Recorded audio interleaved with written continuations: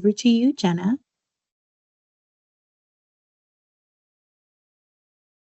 We actually have to notify of attendance in the minutes, so we need to know who's here. Yeah, we need to do a roll call. So it is. Okay, thank you, Melissa. Yeah, thank you. It's 1:01, so we can do that. We have forms, so we can get started.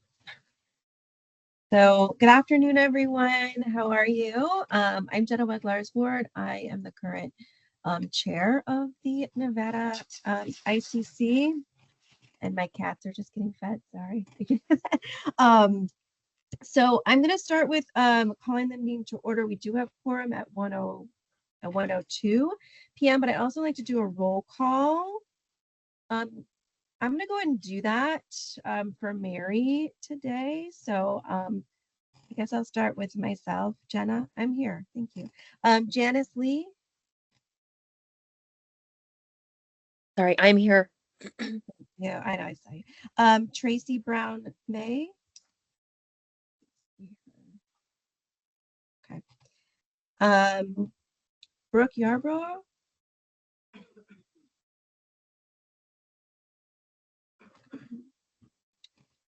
Moving down my list. Julie Dame. Here. Great. Sarah Horseman. Here. Amy Hendrickson. Here. Kate Guzzi. Here. Sorry. Ricky Robb. Here. Anita Kelly. Here. David Cassidy. Rhonda Lawrence.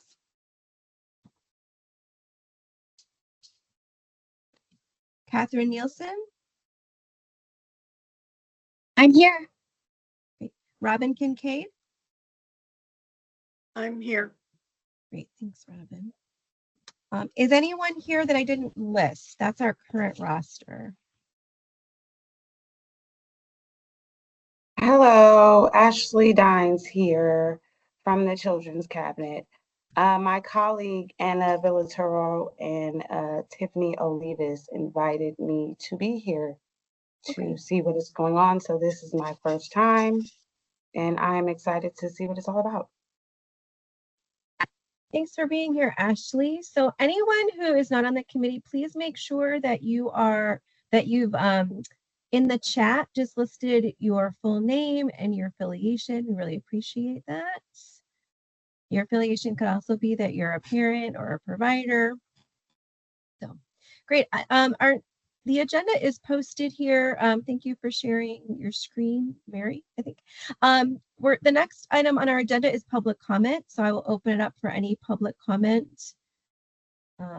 As noted on the screen, no action can be taken upon anything raised under public comment unless it's already on the agenda. So I will leave a moment for any public comment. You can raise your hand and we will recognize you to speak.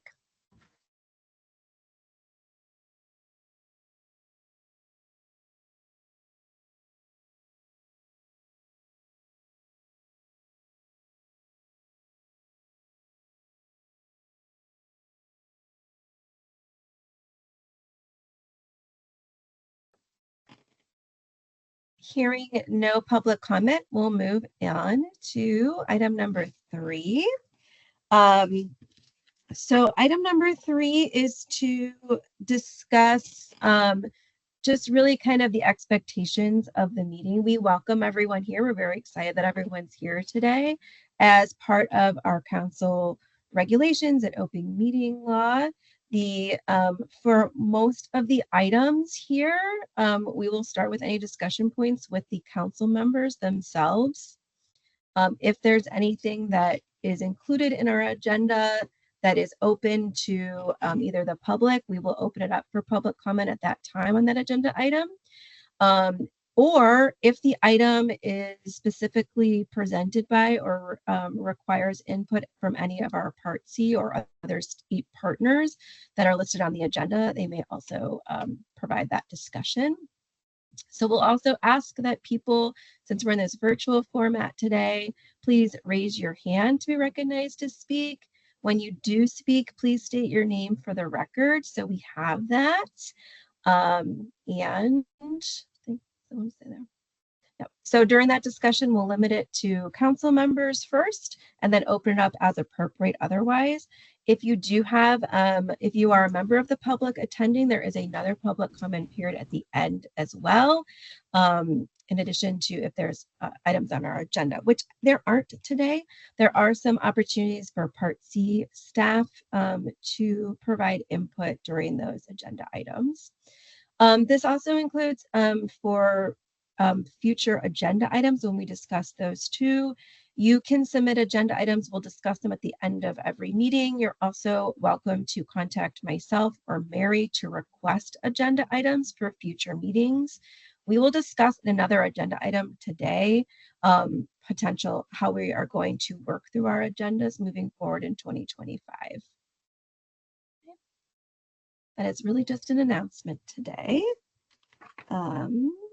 The other announcement I want to make today is that we do have 2 new members joining our council. We want to thank people for submitting their applications and the governor's office for working through those appointments and Mary Garrison for helping get those appointments moving forward. So we do now have someone to represent our Head Start agencies from the Division of Welfare, which is Brooke, and then from our state foster care agency, Anita, from the Division for Child and Family Services and Social Service Program Specialist 3. So they are joining our council, so we welcome them.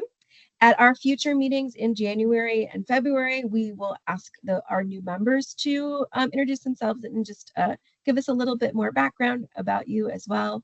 And we'll take more time to get to know each other at our January meeting.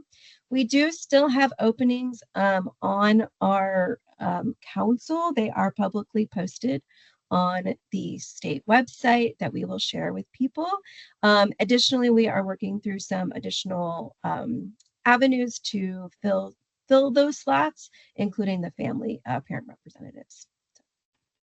I'll now move to agenda number 4 for possible action is to review and approve our meeting minutes. These were set in the packet. So there's a packet that includes all of our meeting materials for today.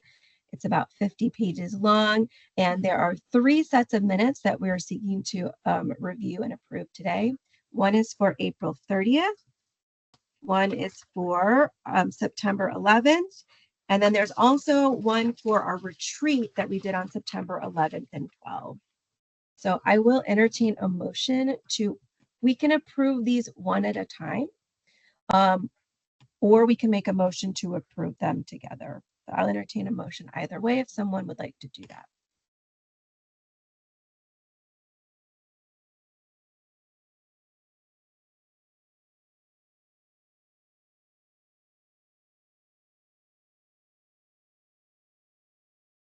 Robin? Robin has her hand up. Yeah. Yes, Robin? yeah, good afternoon. So there are a couple of minor corrections that I would like to point out for the April 30th. If we could possibly take a look at those before we go to the approval process. Sure. So Yes, we can. Page What are 2, the... at the top of page 2, it has a December 6th, 2024 date on here. And I'm hoping December is going to go by quick, but I'm hoping we're not even to the 6th yet. So I think that needs to be 2023. Just wondering if we could make that correction.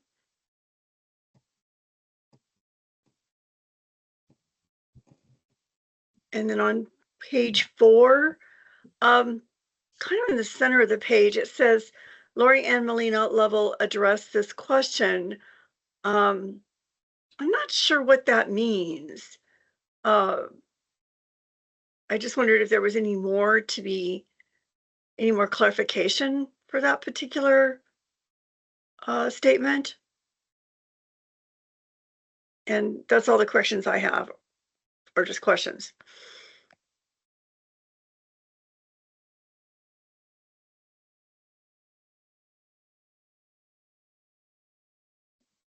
So I'm looking for, for the first correction, absolutely, we can make that edit. The second correction. So I will ask Mary, or maybe Jalen, because I know Mary is not feeling well today. This was also the April meeting. So starting in September, we started to record and transcribe the meetings for the minutes.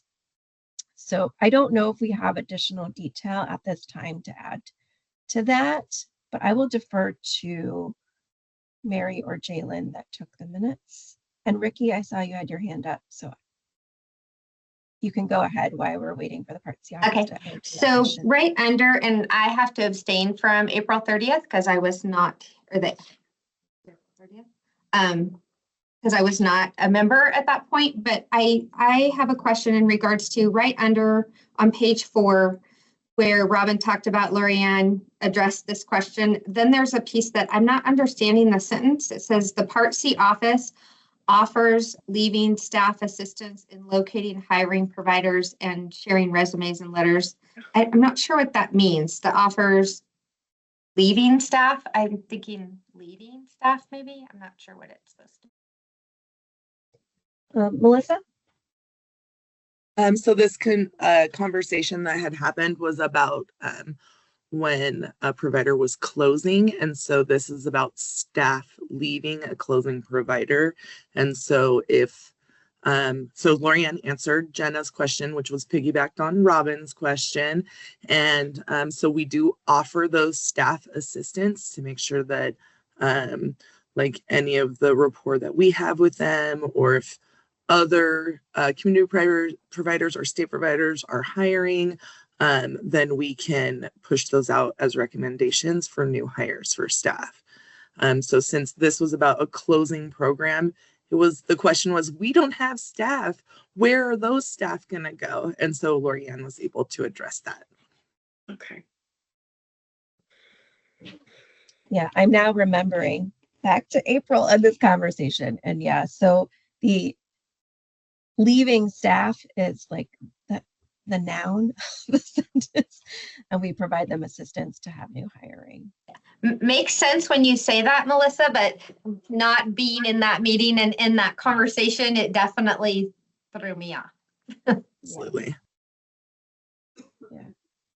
So I do think, to Melissa's point too, I think that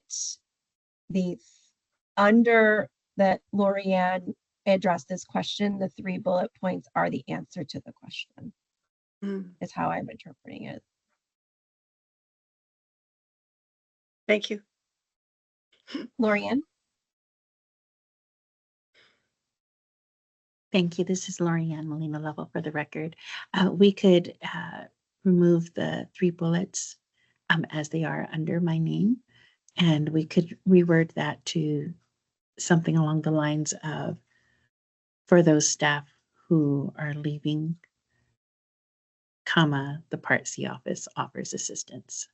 And that might clarify that train of thought. Yeah, thank you. I think that edit will be helpful, especially for people of the public reading the minutes. Robin? Okay. This is Robin Kincaid. Thank you for that clarification. That really did help. Now it's coming back to me as well. But just above it, it talks about where Fatima shared the process outlined in the service agreement. Can we just clarify? Because again, I'm sure all of you know what the word service agreement means, but is that an agreement between the families and the program, or is that a service agreement as some kind of agreement between the employer and the employee? I guess I'm sorry that the term isn't like super clear to someone who's not using it on a regular basis. And I can clarify on that. The service agreement is the agreement between Aging and Disability Services and the community providers. So they have to go through the purchasing process, and then they have to have a individual agreement with Aging and Disability Services to be a comprehensive provider. So Robin, would you like us to add into that line the service agreement between Aging and Disability and Community Partner program? Yes, This is Robin Kincaid. Yes, I think that just might add a little more clarity. And so the person who's picking up this document would understand a little more about what they were referring to. Because at one point I interpreted this as an agreement between the families and the program. So I just didn't want to have that misunderstanding. In other words, like the families have to go back and look at the service agreement to understand the process, but that is not the case. Great. Any other edits to the April 30th minutes? If none, I would entertain a motion to approve the minutes with these edits.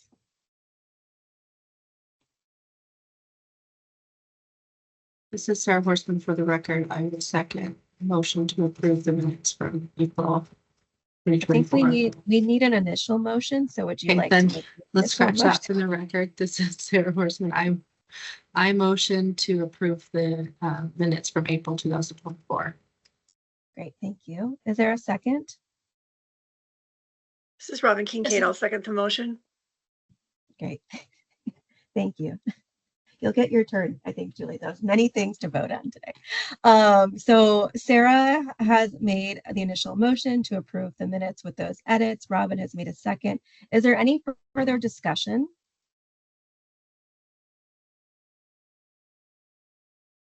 So of the ICC council members, of those to approve the minutes, please say aye or yes, whichever. Aye. Aye. Aye. Aye. Anyone opposed? Anyone abstaining? This is Ricky Robb. I abstain. This I is was not a Catherine member. Nielsen. Oh, this is Catherine Nielsen. I also abstain as I wasn't present in the meeting. This is Anita Kelly. I abstain as I wasn't present either. This is Kate Guzzi. I abstain as well. I wasn't present.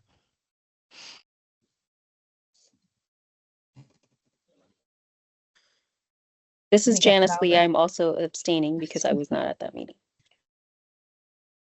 I'm gonna count real quick. 1, 2, 3.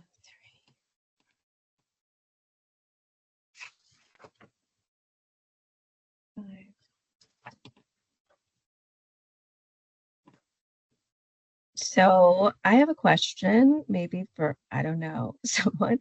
So we had 5 affirmative and we had 6 abstentions, but that still passes, correct? Correct. Are there any who are opposing? Okay, because of that, I just want to double check. Great, thank you.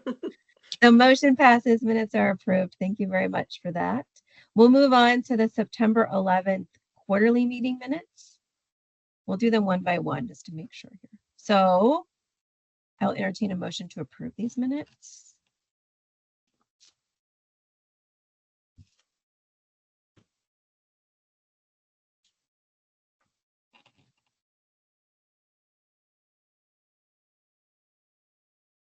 This is Catherine Nielsen. I will make a motion to approve these minutes. Thank you, Catherine. Catherine has made a motion. Is there a second? Tracy Brown May, I'm happy to second the motion. Hi, Tracy. Thank you. Is there any discussion on these minutes?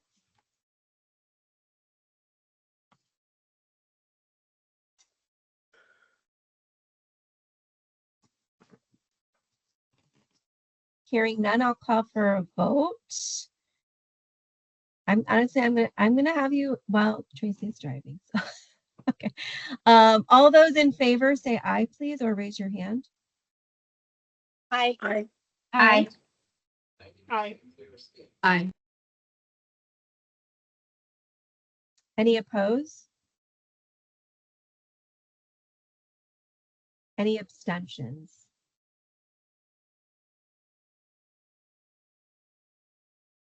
Anita, that's the 1 abstention. Okay, motion passes. Thank you. Next set of minutes. Thanks, everyone. Our next set of minutes is from our retreat So it's still September 11th and 12th, but they're the separate retreat minutes. Same process. I will entertain a motion to approve. Scroll through to get to them.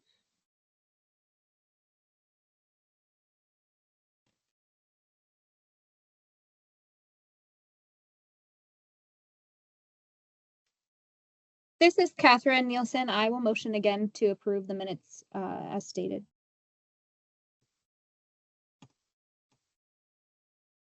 I want to make sure, sorry, and I looked through this. Is there a separate set of minutes in the packet? No. No, there is not. That's what I was looking for. I'm like, I Yeah. can't. Yeah, I don't see a don't second see set. them. I thought that's where we were just approving the materials from that day, but do we need to approve it as it was it technically an open meeting? We don't, it was an open meeting. We do not need to approve the summary of that.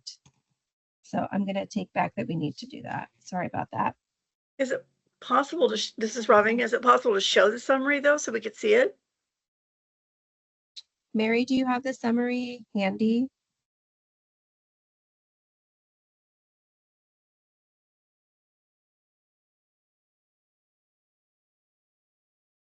Mary is super ill. This is Melissa. I am know. not sure.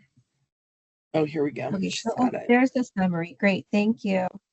So there is the summary. We can scroll through it. This was shared with attendees.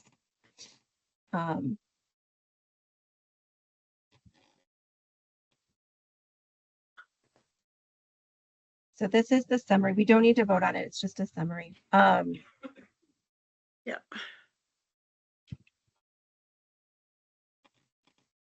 Do people have any questions about the summary or anything they'd like to reflect on? This is Robin. I apologize. I don't see it in the packet. So when you say it was shared, except I see it on the screen, but yeah, maybe you can tell me what page it is. I don't, you know what, I don't see it in the packet either. It was shared via email after the meeting. It looks like will Mary said that the summary for the retreat has been added to the website. Yeah. Okay. Yeah. So it was shared. I will say that we can take a look at this and discuss it at our next meeting, which is next month.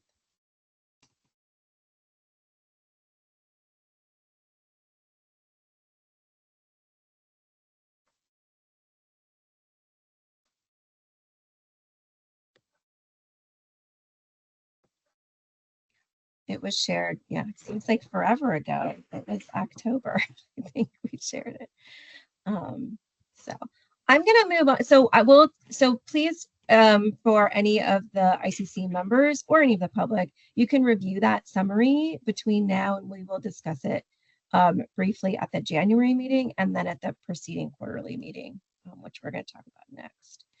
So the next discussion point is to discuss the frequency and meetings for 2025. And so what I'll say is we are part of our call is to meet at minimum quarterly to do the work of the council. We have discussed in the past to help move the work of the council along, that we could meet more frequently than that. Thank you, Mary. In the chat, she put something about summary. So we have discussed, what we like to discuss today is meeting either, I will say, our council meetings meeting either 4 times a year or 6 times a year. With that, we have decided, or I should say, I have decided with the Part C team that we will meet in January separately to address the IDA Part C annual performance report. And that will be a separate meeting outside of our regular meetings. What we have found in the past is that one has to be done in a timely manner in January, and it takes a considerable amount of time that we don't want to sandwich it with all of the other things that the council needs to do at our regular meetings. So this year and next year, we're going to try having a January special meeting just to review what we call the APR, or the annual performance report, in January. And then additionally, having either 4 meetings a year or 6 meetings a year to get the work of the council done. So with that, I will tell you, either way, if we decide on 4 or 6 meetings, we have drafted an annual agenda that we will put out, we'll share with you all as soon as we make that decision between 4 or 6 meetings, to help guide the work between those meetings so we do achieve all of our goals throughout those meetings, and that they're very intentional, that we can get everything that we need to get done, which means also taking all of our regular reports and our subcommittees and dividing them and alternating them between the meetings so that we have enough time to get through things without rushing through things. So and I can discuss that more if you want and share more information about that. So I'm going to open it up for discussion for to the council members on their preference of meeting 4 or 6 times a year. The last addition, before we open it up for discussion, is that we are also in a strategic planning phase for the ICC, and that will happen again in addition to our regular meetings. So this next year in 2025 and maybe early 2026, because of the needs of the council to really kind of revision and reinvigorate, there may be more activity in 2025 than we've had in the past. And part of that is kind of what we've heard from you all is that we do need to have some real clear regularity for our meeting structure. And we also need to do the strategic planning components that will happen outside of those regular components that we need to do. So with that, I don't know if Lorianne, you want to add anything to that before we open it up for discussion. Thanks, Jenna. This is Lorianne Molina-Lovell for the record. I don't have anything to add. Thank you. So I will open it up for thoughts. Robin. Thank you. This is Robin Kincaid.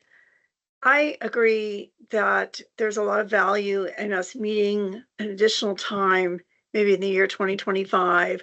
I think toward the end of the year, we could revisit whether or not we do need this many meetings, but this is going to spur some real activity and engagement and some work that the ICC needs to do. So I think it's valuable, and I encourage to see that these meetings occur and that we're able to have some continuity and be able to really accomplish some things. So thank you for proposing this, Jenna, and I think that we should give it strong consideration.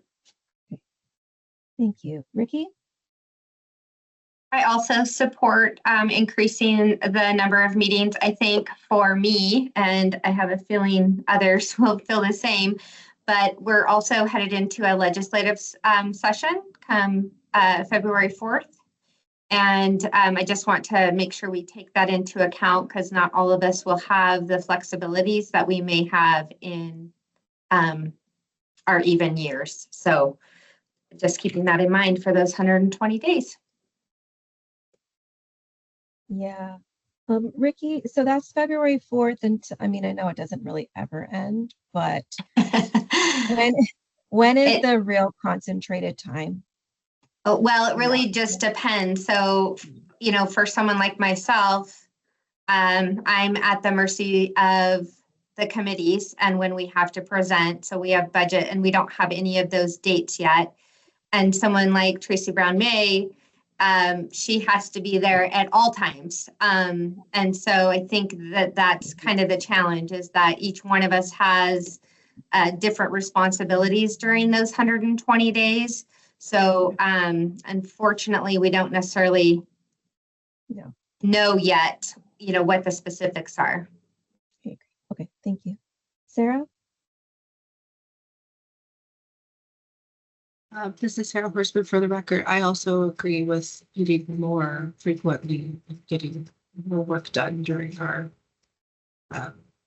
open meetings. And I do have a question, if that's okay. Sure. Jenna. So regardless if we increase or if we keep it at 4, that we're still going to have a separate APR meeting for January. Okay. Correct. Other questions or discussion?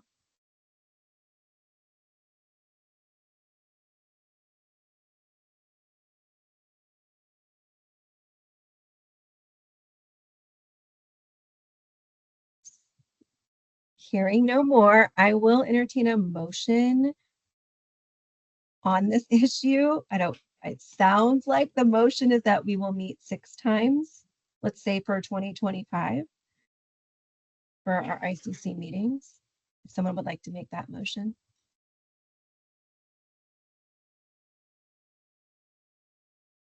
This is Ricky Robb. I make a motion for us to increase our meetings up to 6 for the calendar year of 2025. Thank you. Is there a second? This is Julie Dame. I'll second the motion. Thank you, Julie. Any further discussion on the motion?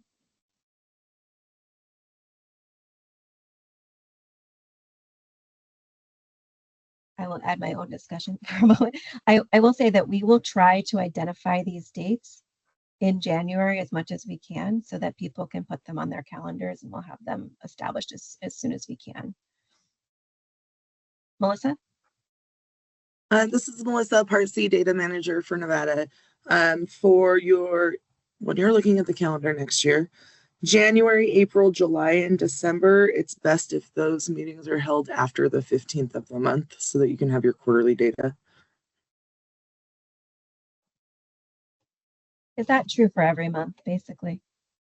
Would that be helpful, Melissa? Yeah, I think that the MA team would probably agree. Right. Sure. Okay. Any other They discussion? are here if you'd like to call them out. Yeah. Okay. I agree. This is Danielle. Thank you. Okay, I'm going to call for the vote here.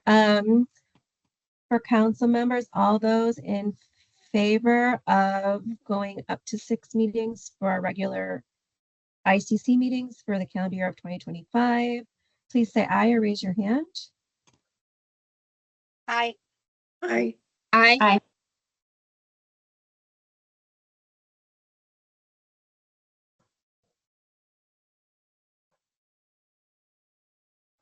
If you could unraise your hand. Anyone opposed?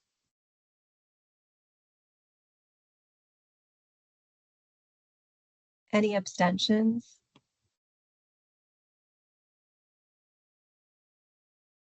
Okay, motion passes. With that, we will work quickly to create that annual agenda for those 6 meetings, plus our APR meeting in January, and start working with calendar dates. We also will obviously work in coordination with our Early Childhood Advisory Council, which also meets 6 times a year, so we don't have any conflict. So thank you very much for that. Okay, now we're going to move on to item number 6, updates from our Aging and Disability Services Division. So I'm going to turn it over to that staff. Good afternoon. This is Sarah Horseman for the record, representing Aging and Disability Services Division. The first item that we have under informational only is our delayed services. The state programs and EIS continue to send Part C office monthly updates on what services we have delayed, how many days waiting, how many children are waiting. The state programs also provide families with notification if their families will be put on a wait list, and they will receive a prior written notice to notify them when a provider becomes available. As far as the community partners, I don't know if there are anyone on the call who would like to speak to their individual programs regarding service delays and how that's communicated to families.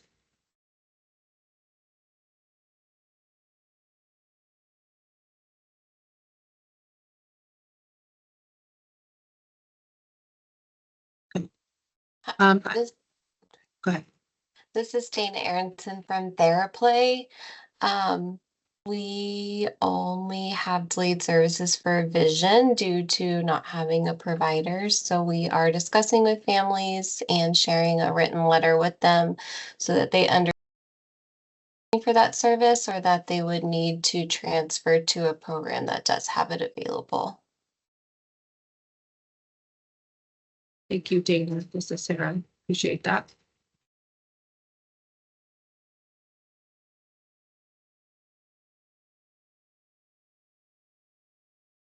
Any other programs from the community you want to share before I move on to data system updates?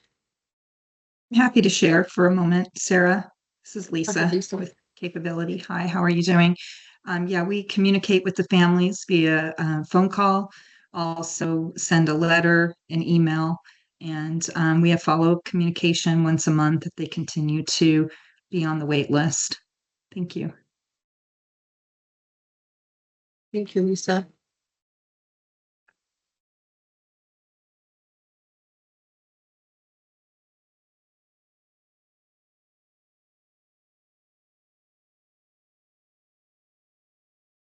Robin? Yes, this is Robin Kincaid. I just wanted to get clarification. I don't know if either one of these programs or if all the programs are giving the families an option of using someone in the community to cover those services during the period of time that there isn't a provider that has time to be able to see the child and the family. I'm happy to answer that question. This is Lisa with Capability. We actually, when we make those phone calls, we go over the options with the family. If they can go to a provider in the community, or if they continue, on the wait list with our program. But we definitely let them know that they have other options. And then we also give them lists of other providers for additional services. Great. This is Robin. Thank you, Lisa. Appreciate that information. Thank you, Lisa. And thank you for your question, Robin. This is Sarah Horseman for the record. That is also the case for NEIS state programs regionally when there are no service providers available. Then a list of local resources are provided for families to choose.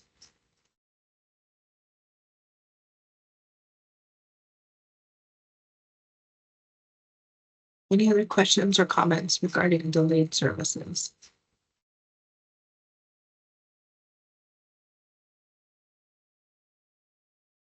Robin. Again, this is Robin. I just one more question on that. Are we collecting data or do we have any idea how many families are end up like moving to another program? Because that seems like, we know the relationships are so important. So I would think that that's like a last resort. So I was just a little concerned that maybe, are we seeing families switch to other programs because of the delays, or is that something that's kind of isolated? This is Sarah Horseman for the record. We would have a Part C or the MA team could jump on. If there are, if we could collect specific data on that, that would have to be a Part C or MA team request or public records request. However, anecdotally, I don't know that we're seeing a lot of families exit completely from the service system because of service delays, but I'll let Lorianne and Melissa speak to that. Thank you, Sarah. This is Lorianne Molina Lovell for the record. Thank you, Robin, for the question. We do keep a transfer log for those families who are requesting a transfer to another program. And in that log, we do list the reason. Sometimes the reason is they have been dissatisfied with the current team, or they are needing a service that their current program doesn't have. But usually there is some sort of concern and they are not satisfied with their services. So those are the reasons why a family would be transferring programs. And we do provide follow-up from the beginning with the concern, and we collaborate with ADSD along with the programs and with the quality assurance team until follow-through is completed with the receiving program. This also includes updates in the needs data system. Melissa has her hand up. Can you share anything that I might have missed? Hi, this is Melissa from the Part C office. Anecdotally, Sarah said, what I've seen in the communication logs from families or from different programs regarding communication with families. If a family is concerned, they're not finding the resources within the program, they're not finding resources within the community. What I have seen in those notes is those families are not asking to transfer because we are facing this provider shortage across so many areas, across so many specialties. And it's not just Nevada, it's not just Clark or Washoe or the rurals, it's nationwide. And so I think that families are, and this is purely my opinion from reading through their communication log, families are weighing whether or not they want to wait within a program they're familiar with, even if that's a new program, versus transitioning or transferring their child, and then potentially facing that in the new program. So these aren't things that I've seen on what I review coming up as complaints. They're not things that are forcing families to transfer. I'm sure there's potential for that with movement within the system, but what I'm seeing in the communication logs is that if a family is facing delayed services, and because the programs have communicated out what they can do, what resources there are, and how they're addressing families directly, the families are taking that and being patient until they're receiving the services that they need. So I'm not seeing like a huge influx of transfers based solely on delayed services, because there may be other delays if that child is receiving several services, which we see all the time. It may be one service versus another that has a family holding back and just waiting where they're at to get those services, if that makes sense. Mm-hmm. Thank you. Yeah, this is Jenna Weglarz-Ward for the record. What I'd like to propose too is that I will work with Melissa and Sarah and those offices to find a way for us to create a summary for the council on the delayed services. So we can work on that in the next 2 months before our next regular meeting to see if there's a way that we can help convey that information. I know we don't have set data. So moving forward, we'll find a way that we can kind of summarize that data for the council to be able to kind of more see it tangibly moving forward. So thank you, Sarah. If you want to move on to the next item, that'd be great. Thank you, Jenna. This is Sarah Horseman for the record. In regards to our early intervention data system updates, we have officially been live in this system for 1 full year. We continue to work with the vendor on fixes and priorities such as reporting and billing. We continue to make a priority to communicate with the system and staff as things arise. We do this we have a newsletter on the state side in which we communicate to state staff, and we've continued our what we call open office hours for community providers.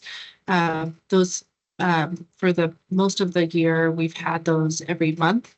And at our last meeting, everyone collectively agreed that we could reduce that to bi-monthly, so every other month, where we're having opportunity for people to troubleshoot and to identify any issues that may impact everybody. We also made a collective decision as a core team to postpone the release of the parent portal. We made this decision at the end of September for a number of reasons, one of which was the product, the off-the-shelf product that the vendor was offering for that did not provide enough security and confidentiality. We felt especially for families that have that live in different households, so different people accessing information. Sorry, I couldn't read my notes here. And that the parent portal was not one of our requirements we had listed in the RFP, but it is a feature that we are going to look at the end of next year. So we did announce that to the system as well. I think those are the just general updates. If there are specific questions about the system, I would welcome those, or if there's anything that Melissa wanted to add from Part C. I know it's under ADSD update, but very much still we work in collab. I actually have my whole section, so okay, that's anything I have. You'll hear my voice plenty later. Okay, great. If there are no questions about the data system, we can move on to program highlights, which some programs have provided in the packet. And then I don't know if any community providers on the call want to offer any highlights that aren't listed.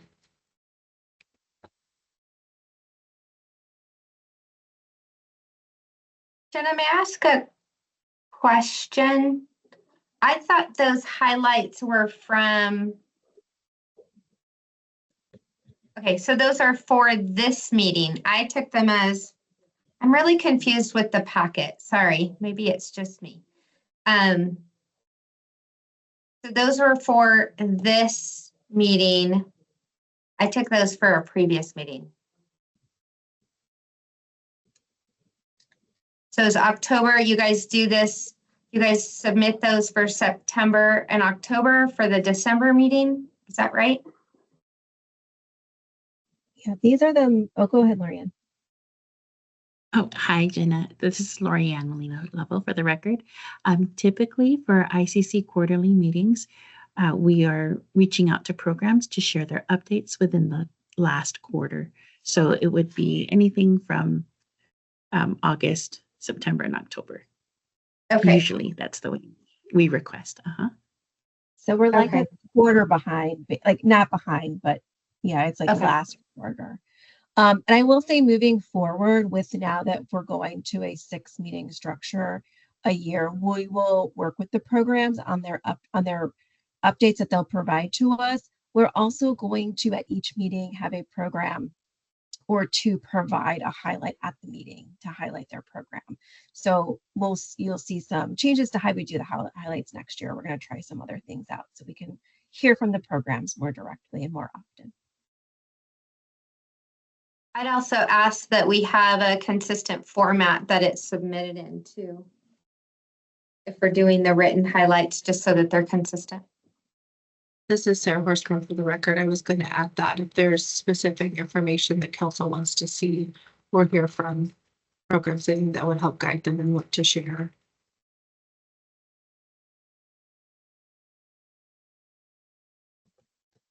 Great. Thank you, Sarah, for all of those updates from Aging and Disability. I'm going to turn it over to the Part C staff for our Part C updates. Thank you, Jenna. And thank you, Sarah. This is Lorianne Molina Level, Part C Coordinator for the record. Thank you to Sarah and ADSD for sharing out about those updates. We want to extend our sincerest thanks to every program and every provider for the dedicated work each one is doing to support families in our system. Here on the screen before you as we go into our Part C updates is the Project Assist tracking. So this is reflecting those communications that have come into our office during these months as you see here before you. And usually this is individuals from the public. These are by and large contacts from families, but sometimes we do receive contacts from the public who are just finding information or from professionals seeking information as well. And thank you to Mary and Jalen and Irma for their hard work in keeping this log updated. Please let us know if anyone has any questions about the Project Assist calls. For those who may be new to our office, the Project Assist is a 1-800 line. That is a referral line that families will call and leave their information. And then we will contact the SPO, the System Point of Entry, accordingly to the region where the family would be referred to. Robin, you have your hand up. Yes, thank you. Again, this is Robin Kincaid. Just a couple quick questions. It said on the report, there are a couple areas that said blank. I'm not quite sure what the context that was. And then the other question we had was, is this being answered live, or are majority of these messages? Because some of this seemed a little odd. There's like 1 month you've got all of these, and then there's nothing for another month or so, and then another month there is. I mean, I'm not sure if I understand exactly how this report is communicating. Okay, thank It's you. Melissa. Okay, go ahead, Melissa. Will you scroll up, Mary, please? So what we have is, we just have a super simple Excel sheet. These are live calls. They're messages also. So if they call in and they leave a message, where they are referred to is the bold line here. So, or the purpose for their call. Sometimes we get families who are calling from outside of state. Sometimes we get college kids calling from other places that want to understand what community resources we have, or just different pieces like that. The ones that are blank were ones that we either didn't receive the full phone number, or we didn't receive the full purpose from the person on that call. And so on this one, there are actually 4 that really come down to just blank. So either we answered and couldn't understand the person at all. We're on new internet lines here, and sometimes it's just a dead line. Or if we're calling back phone numbers that we either couldn't understand or had them written down inverted. So when you see things like Part B, those are families calling to get in their 4-year-old or their 5-year-old into early intervention. So we pass them on to Part B. I know up at the top there, we had Carson City versus rural. Those are 1 unit now, but we were sending them to Carson instead of to Elko. So, and then we have our complaints. So if it's really just a straight complaint, and they want to talk to the liaison or the coordinator, if that's where that resource is going. These are spread out this way, so you can see what month these are happening. Now, we in the Carson office, we did move in June or July, but I wish Dan was here. I miss him so much. He would say, well, families get really concerned before the end of a school year because they want to make sure their kid is receiving services over the summer. So we've got this post-winter, pre-summer, families need to get locked in. So April, May, June, we get a bunch of referrals, a bunch of calls on the Project Assist line. Families are trying to figure it out. When it comes to November, families are preparing for Thanksgiving. They're preparing for their 3-week trip to Cabo San Lucas. And then they're gearing up for holidays. And so we just get phone silence here from the Project Assist line in December. And so it's really the normal breathing of the system. Next time we meet, you said 2 months, Jenna. So in 2 months, we can bring you the historical stuff that we have from Dan. I know Dan's been gone for 3 years, but we do have this built up data set. And so we're just trying to show you what's happened this year, and that we do actually speak to families here in the Part C office. We also talk to the college kids, or even people who are whistleblowers or looking for jobs and they're coming from out of state or whatever it is. Does that help? Or does that clarify? Is it just a really ugly graph? Is that the problem? Because I get it. This is Robin. Thank you I appreciate that. I guess where I see the blank and I go across, I see 17 blank. So I'm not sure how that 17 goes down in the purpose of the call down below. Yes. So all of these are actually by their purpose here. And so I will double check these. Maybe we didn't pull on those. All of these blanks were assigned to either community resources, complaints, part B, part C. And then we have the blank. So like in the bottom one, if you see that those blanks really are just those 4. If you go across, and I know these pivot tables aren't great, this 4 on the right-hand side under the 17 is what counts for those blanks there. And again, this is Robin, and just would like to put on the record that, Nevada PEP would be very happy to help any of these families find community resources and appreciate if you could ever do any referrals. I don't expect you to collect data on referring to necessarily us, but please, in the back of your mind, to remember that we are happy to support families, especially families that are new to moving into the state or just really unfamiliar. We know that families are walking a very difficult journey and they're worried about their babies. So we're happy to help. Just keep that in mind. Thank you, Robin. Sure. This is Melissa again. We did just hire our DAN person. Harita is on leave at the moment. When she comes back, she will be in full-blown project assist training. She is bilingual, which is such a relief for us in this office. We want to be able to speak all the languages of all the families, and we really only get English and Spanish that we're really great at communicating with. So I believe we will be sending Harita your way to familiarize herself with you and then to get the up-to-date resources and really lock in that training. So thank you, Robin. Sure. Mm-hmm.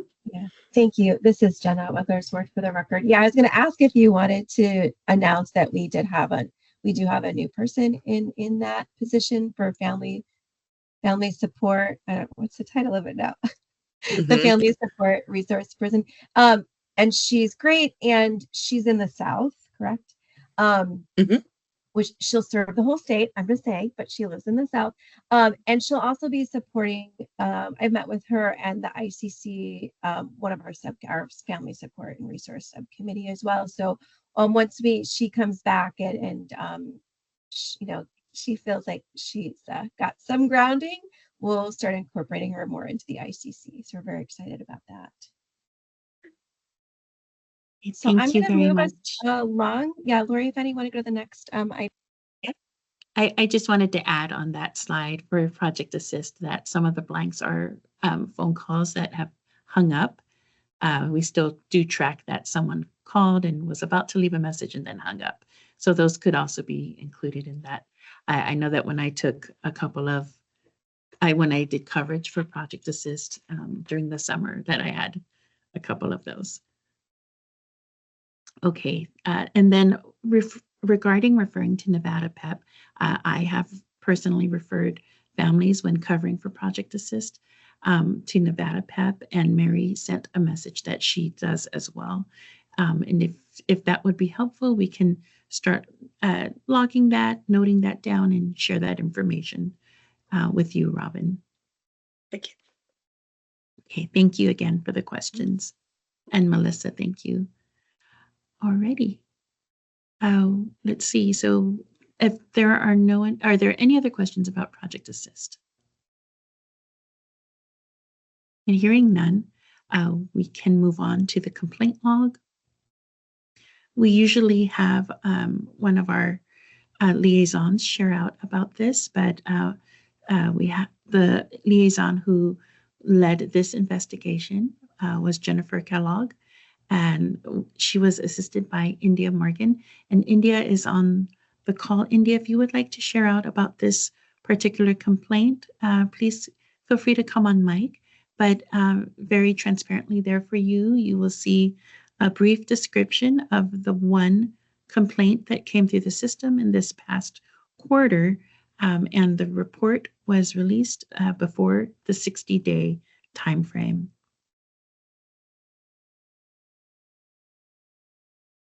And I can add to that if I can, Lorianne, if this is a good time.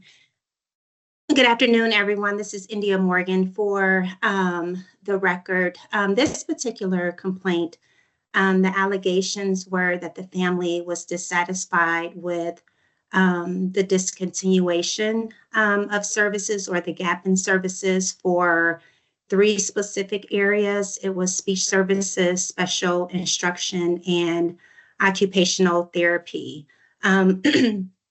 This family did opt to transfer out of the program to another program. So this particular child is no longer in the jurisdiction of the program where the allegations and the investigation was completed.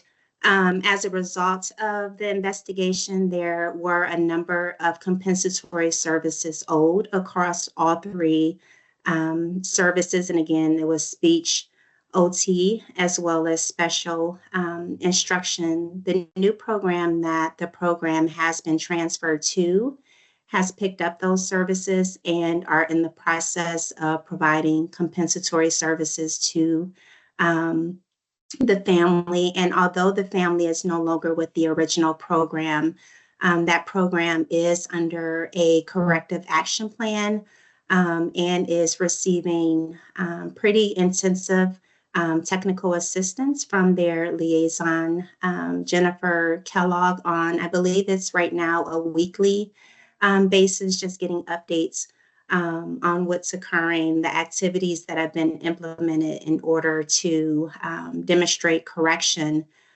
for the other remaining children that are in the program that may be experiencing some of these gaps in services as well. There are a number of reporting, tracking reporting logs that we have requested from the program to maintain that consistency and that status on what's occurring for the other remaining children that's in the program that have experienced gaps in services as well. Are there any questions about this particular complaint?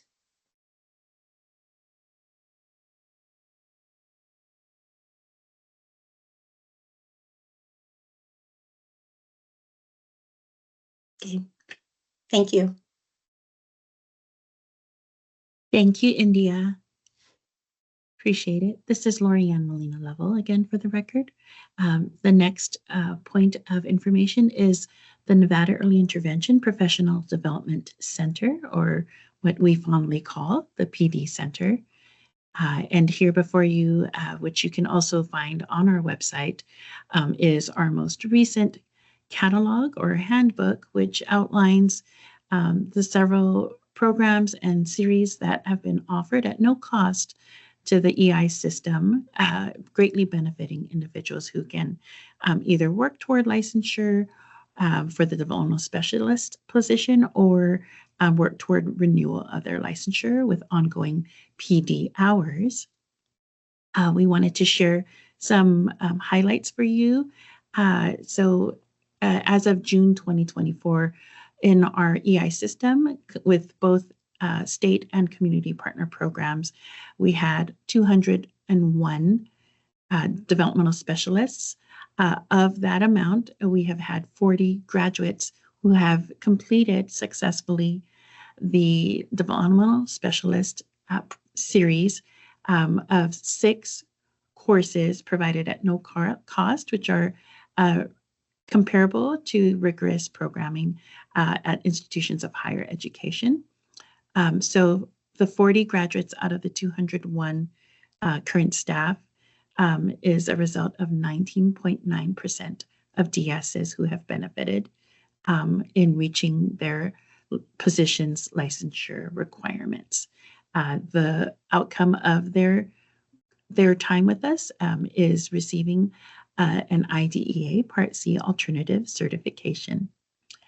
Other information I can share with you about the workforce impact resulting from the PD Center is including the historical plus the projected impact. So with 40 having graduated this past year, we also have another 40 projected to graduate next year from cohorts 3 and then from the open enrollment cohort, for a total of 80 learners by the end of next year. That amounts to an estimated 2,000 families that are able to experience continuity of services if we look at 80 learners having approximately 25 children on their caseload. The savings for tuition reaches at a minimum $8,000 per learner to upwards of just a little over $14,000 per learner, depending on which institution of higher ed they would have attended and whether they would have needed to have a regular set tuition or insurance costs as well for fees. That amounts to, in addition to that, if we add the licensure fee with the Department of Ed of approximately $545, we're looking at savings for each learner at about $8,900 to $14,900 per learner. If we're looking at across the 80 learners by the end of next year, a cumulative savings is projected of approximately $700,000 to $1.1 million. And something that we'd like to do for 2025 is to compile this information for you and have this to you in a nice snapshot infographic so that you can have that.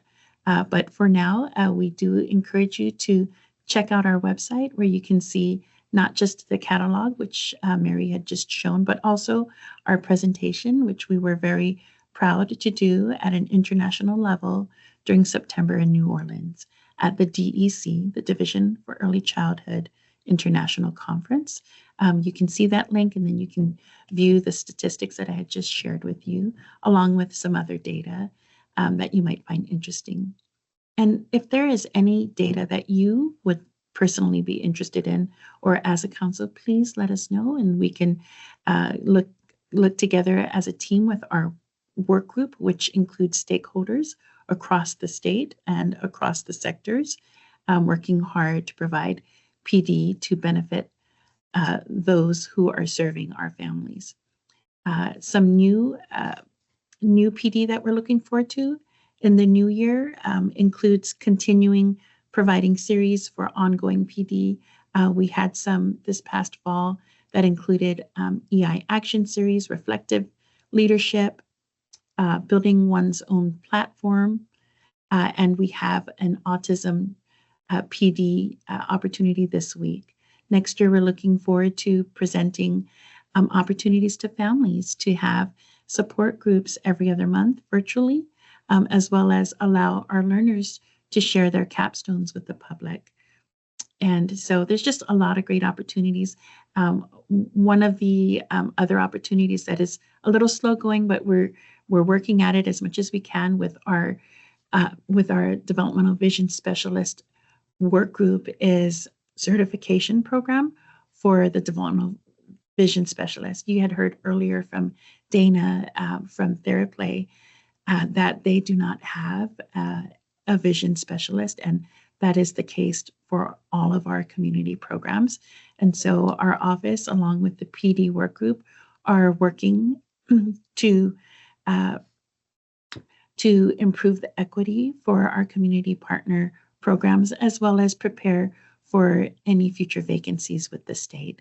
So if anyone is interested in partnering with us or joining our developmental vision specialist work group, please reach out. We would love to have you as we start to build curriculum and roll that out projected for next year, fall of next year. Does anyone have any questions? Robin, you have your hand up. Yes, this is Robin Kincaid from Nevada PEP. I just wanted to get a little bit of understanding. I didn't see anything in that professional development catalog regarding pyramid model. Is that something that is like separate? Because certainly we know that's best practice, and there's been so much work done by the Part C and early intervention on pyramid model. I was just wondering how these new staff are getting the opportunity to learn those best practices. Thank you, Robin, for the question. This is Lori Ann Molina Lovell for the record. And yes, so pyramid model efforts do continue. The e-modules are still available, and those were purchased by our office with ARP funds, and those do feature Abby Chalupnik from our quality assurance team, as she is a lead actor and instructor for those e-modules, and that is required for all staff to take on an ongoing basis. And we will make a note to include that in our next catalog, even though it's not something that is scheduled as a training, but it is a requirement for all staff to take. And then there are other pyramid-related trainings that are being scheduled with Abby and the quality assurance team. We don't typically include the quality assurance trainings in the PD catalog, but we could partner and collaborate with the QA team to see if that's something they're interested in having in our catalog. But those emails do go out to the system from Abby and her team. And then I did want to share about the state leadership team, or the SLT, which is the group of stakeholders statewide in public, private, nonprofit, and advocacy sectors that are working regarding pyramid efforts. So for those who may be new to the call, pyramid model refers to any efforts, activities that support the social-emotional development of children. And we have a state leadership team that was formed in 2019. And the state leadership team has met on and off, but there has been a long pause due to COVID and other factors such as the NEED system rolling out. And we are looking forward to the state leadership team reconvening. Those who are on the state leadership team will be receiving information this month regarding a projected or proposed meeting for February of 2025. Following some informed decision-making with the state leadership team, we would have more information that we could potentially include in the catalog. But we are looking forward to seeing pyramid model continue to grow in the programs according to what is best for each program, depending on their circumstances. So in the state leadership team preparations occurring this month, we have a survey that Mary will be sending out to gauge the interest and the availability of programs to continue with various pyramid initiatives and activities. Some of the new activities we can look forward to seeing are those pyramid-related topics such as early childhood mental health and infant mental health, along with adverse childhood experiences and addressing trauma. So we do have a lot of information and professional development that our office and team have taken that can add to the pyramid model scale up that was the original and foundational activities occurring in our system. So lots to look forward to, and we should be able to share about that more next month, as well as in the March or April meeting, whenever that is scheduled for the ICC. Thank you. Thank you very much. Any other questions about PD?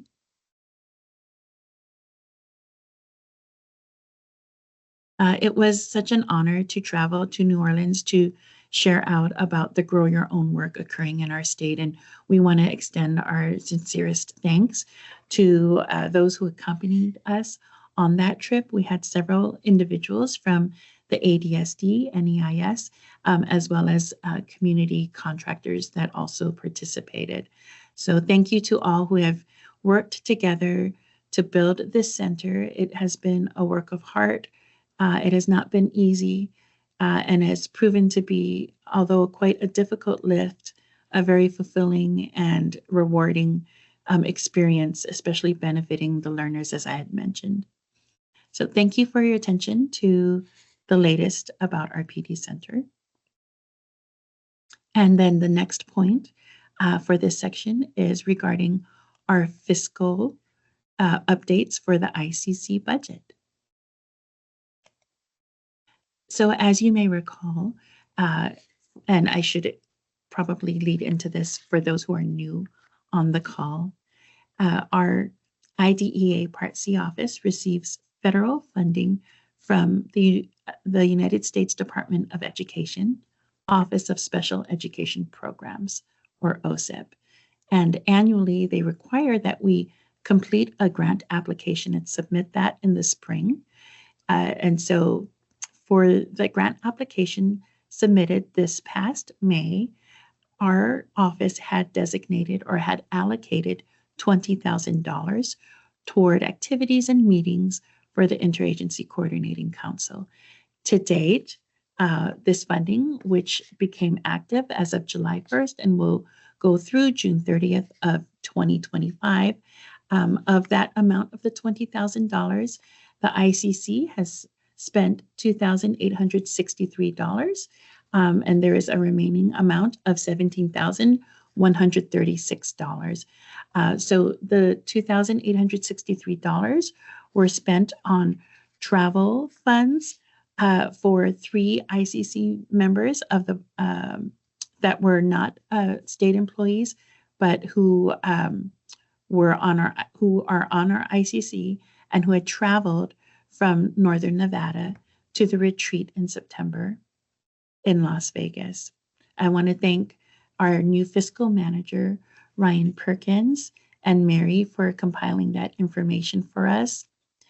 So since we do still have that remaining $17,000 for ICC activities, we are always welcome to hearing your feedback or proposals if you have an idea of how you would like to utilize those funds to improve any activities in the system or to start any projects that the ICC is interested in doing.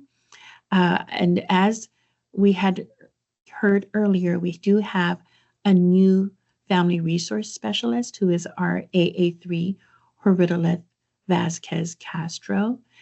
She is on leave at the moment, but when she returns, as you had heard earlier, Horidolith will be leading family resource meetings and activities that could also include, if it is the ICC's will, to develop and create an annual calendar again. And so that would be toward a 2026 calendar for families that features children and their families in the system per month. And that was always a big hit with families, but we have heard in recent years that some members of the ICC had thought maybe trying a different type of project could also be fun and beneficial to spread information about EI and resources to families. So some of the other ideas that ICC members had brainstormed included having some sort of calendar planner or a mini planner that could fit in your purse or your backpack, as well as perhaps any other marketing materials. So those, again, we welcome your feedback if you would like to brainstorm that with us, as well as join us for upcoming subcommittee meetings. At this time, does anyone have any questions? This is Jenna Weglarz-Ward for the record. And I think on the budget matters too is we'll discuss that in our next meeting, not the APR meeting, but our next meeting on what our balance is and how we want to spend those funds. And then we've built into our annual agenda, reviewing and approving the budget as we had done previously. So.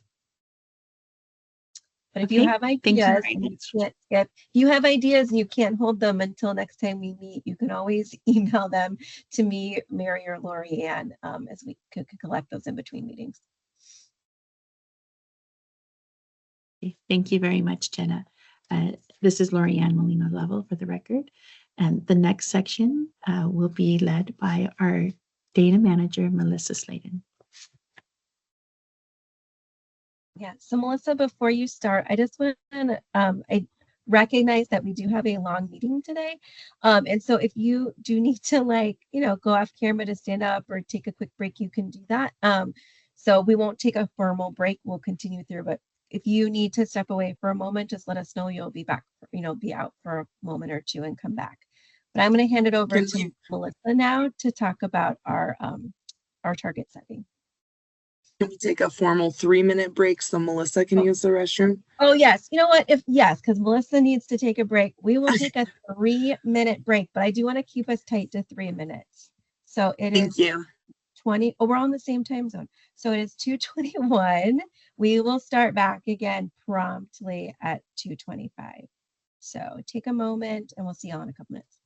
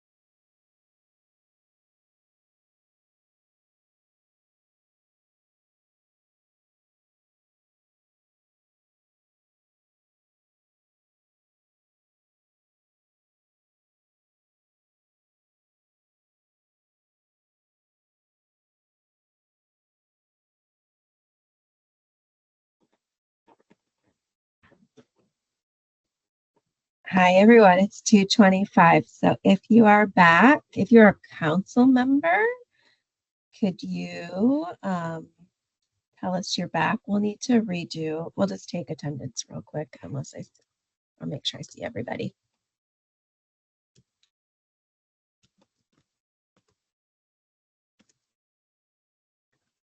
I missed most of what you said. Did you want to do another roll check?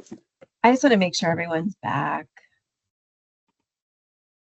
So.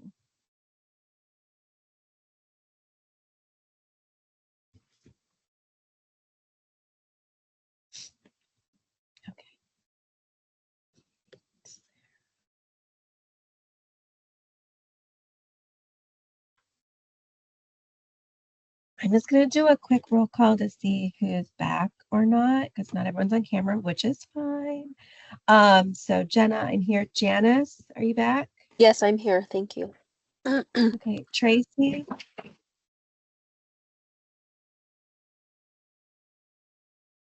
Tracy's not back.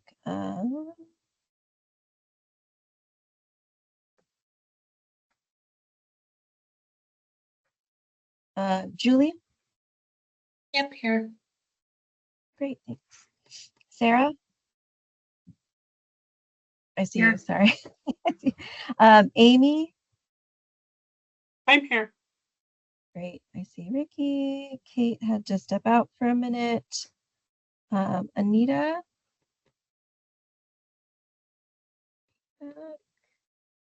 Here.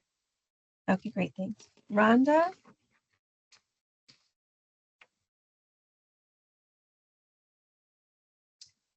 Catherine? I'm here, under the weather, but I'm here, so I apologize for not being on camera. Well, that's okay, thanks. I think like everyone's sick right now, so thanks for everyone for coming today anyways. And I see Robin. So we're definitely at quorum. Thanks everybody for taking that quick break.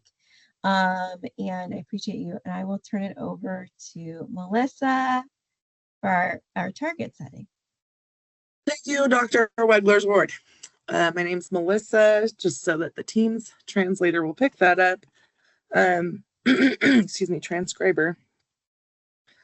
I'm going to talk about target setting. And Mary, I'm going to share my screen. First, we are going to take a look at this. At the top of item 8, we've got resources. The IDEA, Early Childhood Data Systems, DAISY, and ECTA Target Setting Guide. These are resources that were given over the summer. These are resources we've used in the past. I was really hoping that you all studied it and just like did the job for me, but we're only going to visit the guide. We're not going step by step through the guide. It is available online, and I want you to access it on your own if you are comfortable today. If not, I have made the best presentation you've ever seen, and we're going to get all the answers from it. Okay, so there is, oh, excuse me, that was for my Teams. This is the DAISY Target Setting Guide. This is the guide that we sent to you before over the summer, so that you could read up on it if you would like to.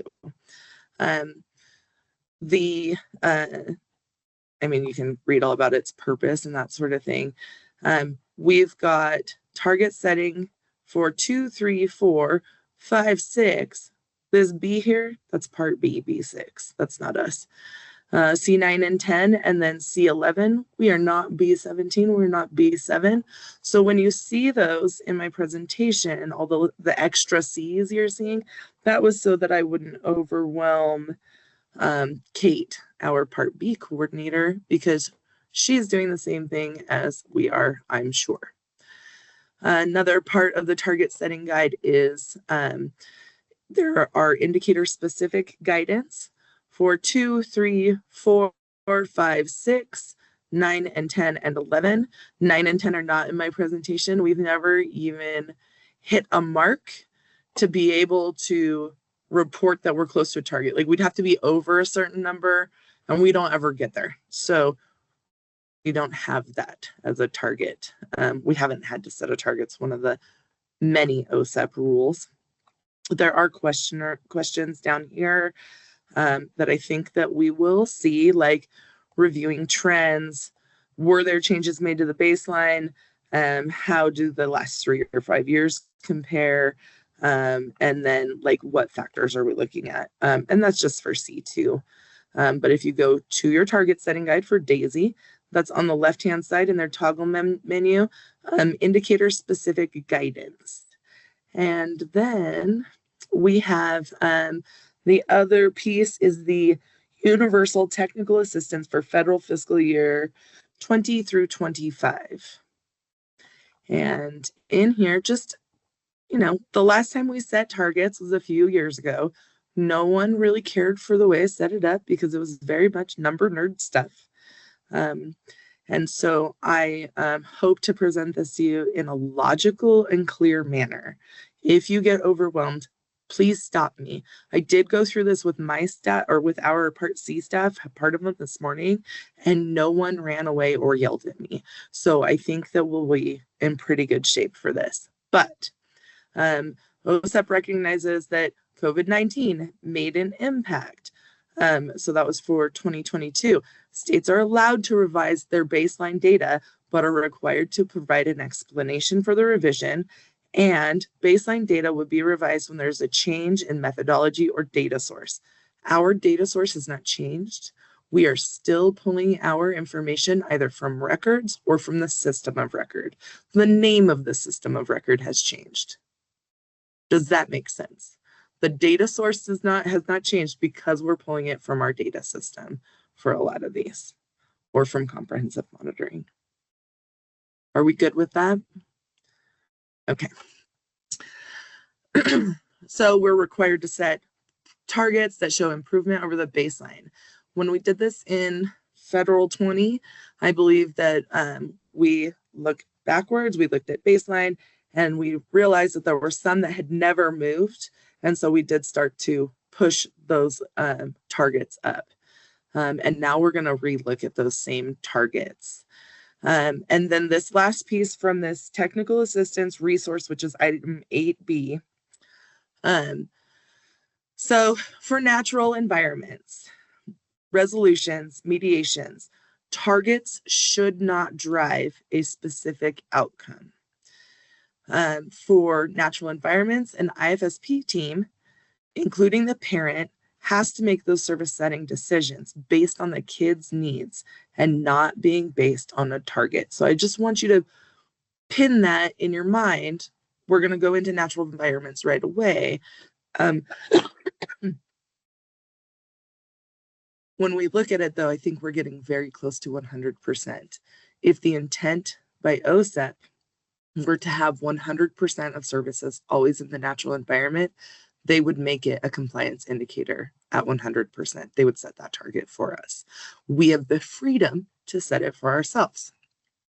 Another piece in here, targets are not to influence agreements for mediation or resolution, which is fine. We're not going to address that today.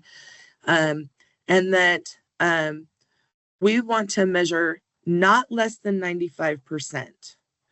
And so the target can be 95%, even if there's no improvement over the baseline for indicator 3A. Now this says B3A, but I think that they're also talking about us. Yeah. So the 2025 target does not need to show improvement over the baseline in C2, C9, or C10, but we did that already. So I just wanted to give you these little pieces of information. 2 for us here, the target has to be at least 95%. Okay, I'm going to stop sharing for just a moment because I've shown you the pieces of the target setting guide. There is one more piece, but we're going to do that at the end. And now I'm going to show you this. So, and you've all disappeared.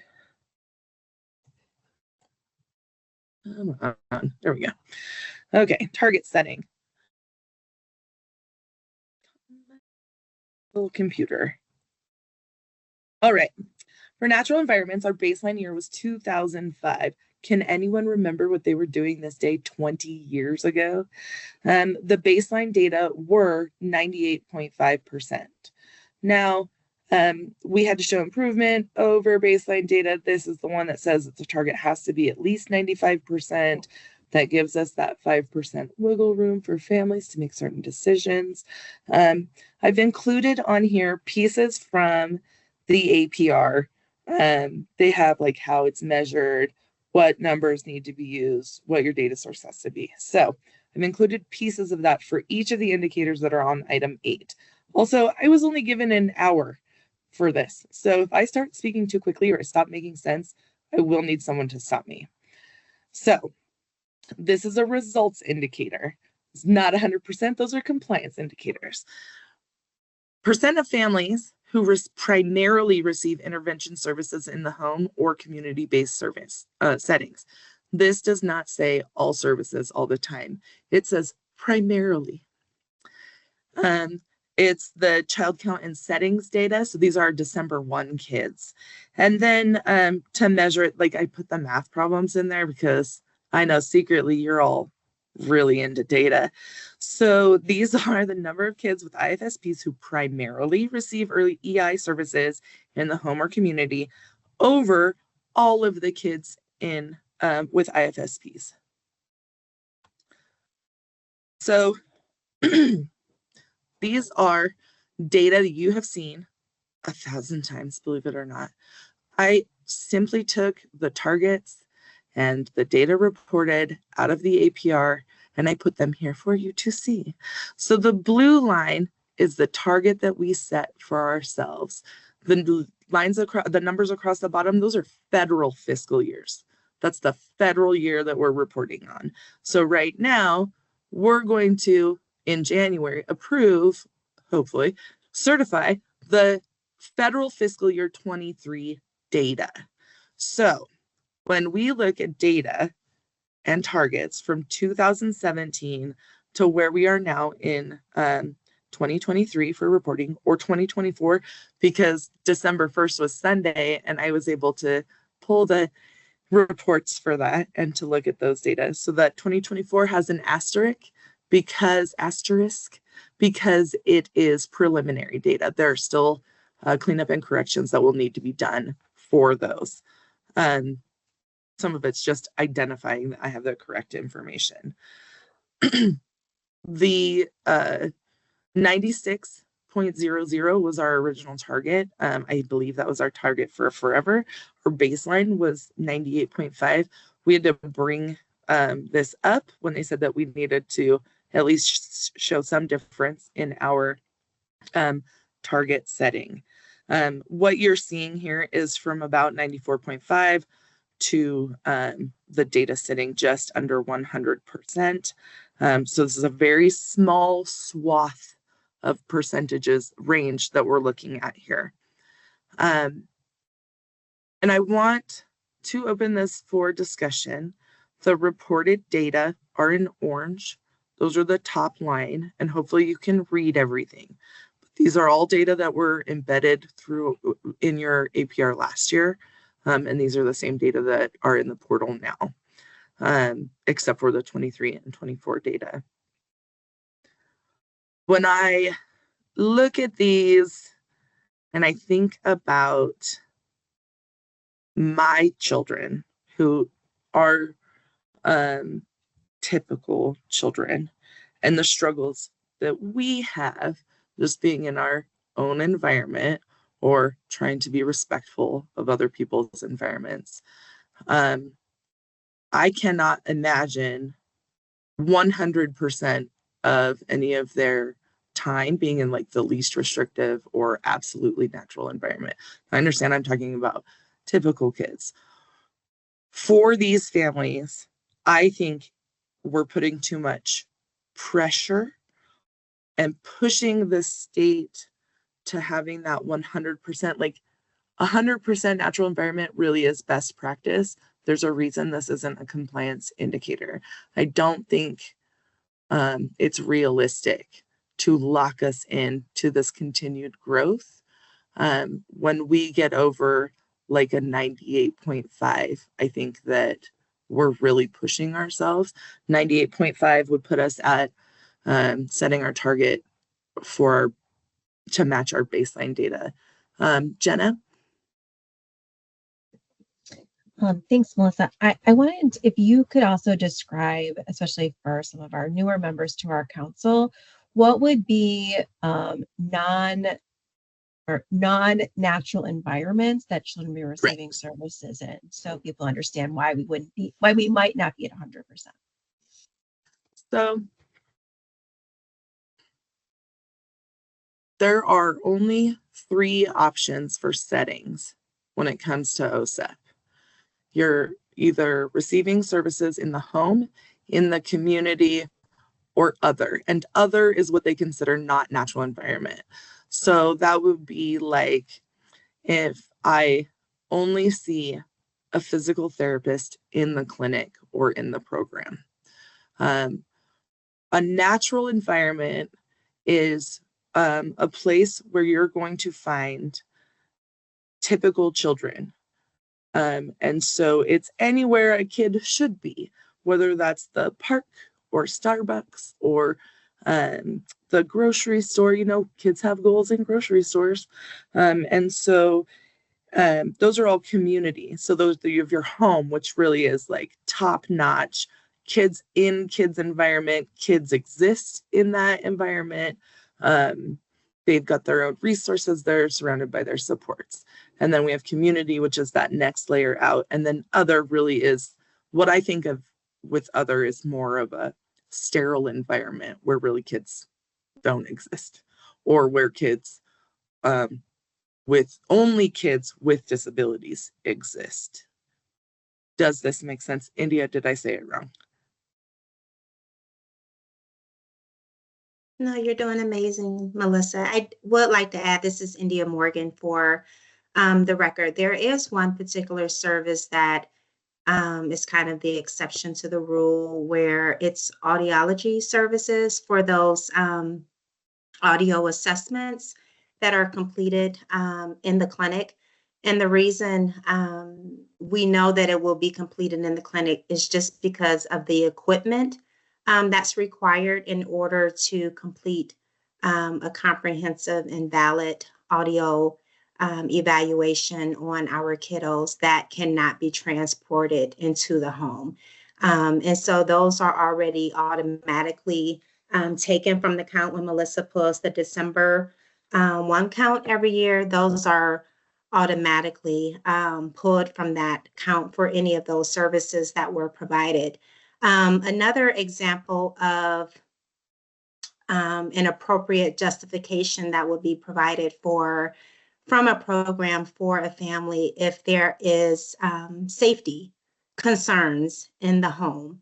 There's many programs that have safety plans in place for many families for many different reasons. There's custody issues, there's domestic violence that are occurring. And it seems that we're hearing more and more about those. And we know that there's a lot more that are happening that we are not aware of. So for those programs that have safety plans in place, the provider location may be a temporary location to hold early intervention services as they are working with the family to come up with a plan to transition those services back into a natural environment for that family. So that's just a couple examples that we use when we're looking at appropriate justifications for services not being provided in the child and family's natural environment.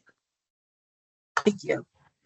The December 1 count this year went much more quickly because the needs data system, which I just doubled up the data system in that, it allows for planned service to show location, but then also the service logs that go out through billing, they also have a place of service indicator.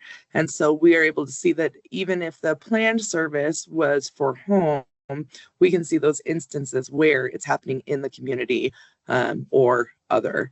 Are there any more questions on this for natural environment or anything else you want us to explain on that, Jenna? No? And let me see. So yes. Can I add one more thing? Sorry, I just wanted to add one more thing just for clarification. Again, this is India Morgan for the record. This natural environment requirement takes place once a child is determined eligible for Part C services. So you may see many services that are provided outside of a natural environment. It may be in the clinic, it may be, although it's natural environment, it could be provided via virtual, but this requirement kicks in once that determination is made that a child is eligible for Part C services. Thank you. Discussion from the council. Why don't you start throwing out numbers? Want to tell me what you think? I really do think that going past 98.5 might become a pain point for us. Not about reporting, just about the pressures we're putting on programs or families.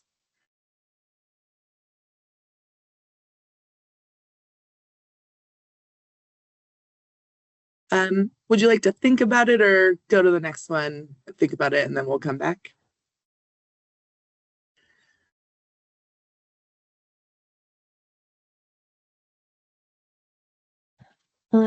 This is Jenna Weglarz-Ward for the record.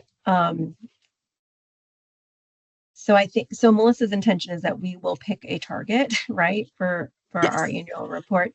So I think it's up to you, Melissa, if you want us to at least tentatively select this, and then at the end we could review them if you wanted to. I don't want us to forget because we've got several indicators to go through. I won't be forgetting. Yeah. I know you won't forget, but we. So I think if you could, so for C2 for natural environment, your recommendation is to target set at 98.5%. 98.5%. OSEP said it had to be at least 95%. Our scores are, I mean, since 2019, even especially during COVID, we've been above 99% for so long. I think that that might be a safe choice. I think it allows the flexibility for families. Ricky Rob.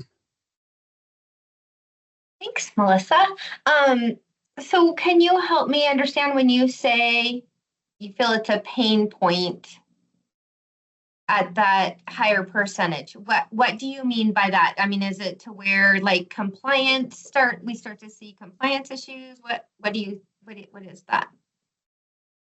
I think we'd be putting ourselves in a, like, we only have 1.5% for any flexibility we would have within the system. I think going over 99% sets us up for that same thing. Now, we did see that, like, even in OSEP's memo, like, this target isn't supposed to punish. This target is supposed to be flexible. And so we don't want programs to be like, well, too bad, you live in a studio and you hate your neighbors, we're coming to your house. Like, we don't want that to happen to families or to programs. India, do you want to share? Yeah, we talked some that makes sense, Melissa. I think I was just not, I go to compliance and quality, so that's where I was thinking. So I appreciate you clarifying for my brain this afternoon. Oh yeah, no problem. And with this, like, if like for compliance, it would be 100%. So if OSEP expected that we were always like that, then 100%. Even for least restrictive environment, I don't think that's a 100% all the time within Part B. So, okay, perfect. Thank you. Thank you, India. Ooh, you don't have any more to add? No, I was just going to support what you were saying. This is India Morgan again for the record. Just looking at the projections here in 2025, we were projected to have a target of 99.27, is getting really close to that 100%. So just in supporting what Melissa was stating, this is not, I mean, it can be a 100% target, but I don't know if that would be realistic, just thinking about the different scenarios that can occur with families and our ability to be flexible depending on what the circumstances are with families as well. So I was just adding that to being supported, what you were saying, Melissa, we would continue on that trajectory of getting really close to that 100% if we continue with the direction that we're in currently. Thank you. Before I call you Rhonda, I do want to point out that because this is child count that this comes from, this is December 1 count, for natural environment, if we have 3,500 kids and 35 of them are receiving their services as other, then we would be at 99%. So 35 being 1% of 3,500. So these are not large numbers of kids. So even a few kids could push us under our target if we're too strict with ourselves. But then if we're too lenient, we don't want that either. So Rhonda? This is Rhonda Lawrence. I'm a voting member from Division of Child and Family Services, for the record. I appreciate this discussion, and I really feel like it's important that we don't, that these are markers are here about best practices and about really meeting families where they're at. And I think that the fact that they're saying that it maybe shouldn't be 100%, we're inching toward 100%, then I'm in agreement with it being at that baseline of 98.5%. And really what that's looking at is like 1.5% of services would be allowed to be outside of the natural environment. And I feel like that provides an incentive for all of us to meet families where they are at. And it also doesn't provide a disincentive for not like taking into account a family who wishes to have services, in an office or elsewhere. Thank you. Jenna? Oh, sorry. Do you want me to wait until the end, or do you want to have folks vote up front? Oh, Robin's got her hand up again. Robin has a question. I think we should set them as we go, and then we can vote on them all together at the end. Okay, Robin? thank you. So I just wanted to kind of point out that, the idea of natural environments, it means more than just the location of a service. It really has to encompass family-centered care, which involves families and the service providers. They need to work together. If a child needs a special piece of equipment and it's just not feasible to put it in someone's vehicle and bring it out or whatever, and they have to go to a location to be able to get therapy that they need in order to do that, then we have a whole process called justification that helps kind of clarify why it's not practical or reasonable to bring this huge piece of equipment to the family's home. So I think there's a lot of what I would call guardrails in there to prevent the strong consideration to use natural environments, and that is the practice that really encompasses those family-centered practices. So I just want to point out that I don't have a problem with using the 98.95, but we've had a tendency to aim pretty low, as you can see back when we set targets, which we didn't necessarily revise at any point at 96. So I don't want to see us go lower than that. I'm not expecting 100% because, again, I would worry that we're not addressing the needs of the family, and we're not looking at the situation of how can we make sure that that child is able to make progress on the different skills that they need. And I would agree, if they're going to see the physician, it's probably not practical for the physician to make a home visit. So there could be other extenuating circumstances that we do want to honor. So I appreciate the discussion as well. Just always want to remind that natural environments is not just location, it is family-centered practices. Thank you.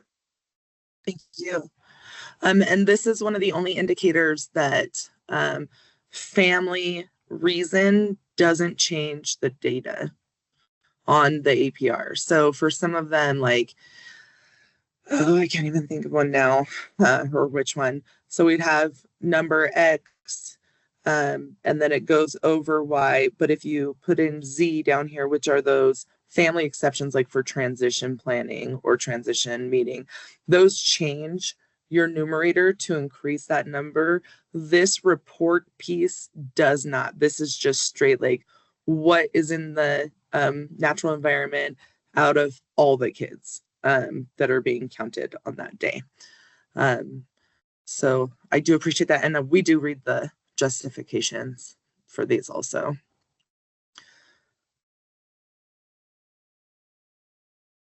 All right, I am going to move on to C3 if there's no other questions. C3, oh, screen am I on? C3 are our coasts. C3, super exciting one. The child outcome summaries. We use our COSIF, child outcome summary forms. There are 3 different sections, and we'll go through those. Each one has different layers of progress that are combined in different ways. And so it gets real messy looking when we look at the APR. But so children, when we look at their outcome summary statements, A, B, or C, 1 or 2, they are either going to fall into any of these A, B, C, D, or E. And I know for the practitioners on the call, this is something you do all the time. So A would be those children who did not improve functioning. When we look at the COAS, it's the child against themselves. Exit at and then versus their entry. B, percents of infants and toddlers who improved functioning, but not sufficient to move near to functioning comparable to same age peers. C, percent who improved functioning to a level nearer the same age peers, but did not reach it. And then these are our gold stars here. Percent of infants and toddlers who improve functioning to reach a level comparable to same age peers, and percent of infants and toddlers who maintain functioning at a level comparable to same age peers. So I know that is a mouthful, but you can see the gradual steps there. So C3 is broken into A, B, and C. We have A1 and A2, B1 and B2. So summary statement 1 says, of those infants and toddlers who entered EI below age expectations, of those kids, the percent who substantially increased their rate of growth by the time they turned 3 or exited the program.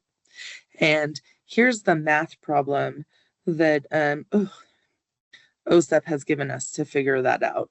So we get C plus D divided by A plus B plus C. And then for summary statement 2, the percent of infants and toddlers who are functioning within age expectations in each outcome by the time they turned 3 or exited the program.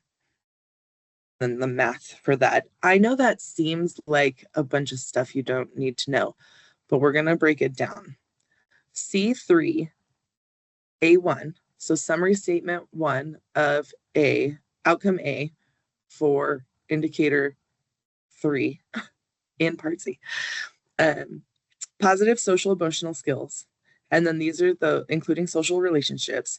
These are those infants who entered EI below age expectations in this outcome and substantially increased their rate of growth by the time they turned 3 or exited. In 2013, we looked at this and we set a baseline. The state of Nevada set a baseline of 65.25%. And it looks like this. This is also our indicator 11 for our state identified measurable result. So those children who have positive social emotional skills, including social relationships, who have substantially increased their rate of growth in that area. The orange line again is our reportable data. We do not have the 2023 Federal Fiscal Year 2023 data on here. We've got our 67.37 from 2017. On this graph, and it may have been on other ones, when we look at this blue line here and a dot doesn't have a target or a percentage associated with it, it's the one before it to the left. I read like an American, and so I go left to right. So this point here in 2019, the target was 67.9. I just wanted to point that out. We have a pretty solid rate of growth here. I feel kind of the same way about capping it at a certain point. We have this like nesting doll data, because those data questions include all of these kids who substantially did it, and then we have those kids who were functioning at age level. I think, I'm sorry, my son will not stop calling me. If he's not bleeding out, I'll be right back.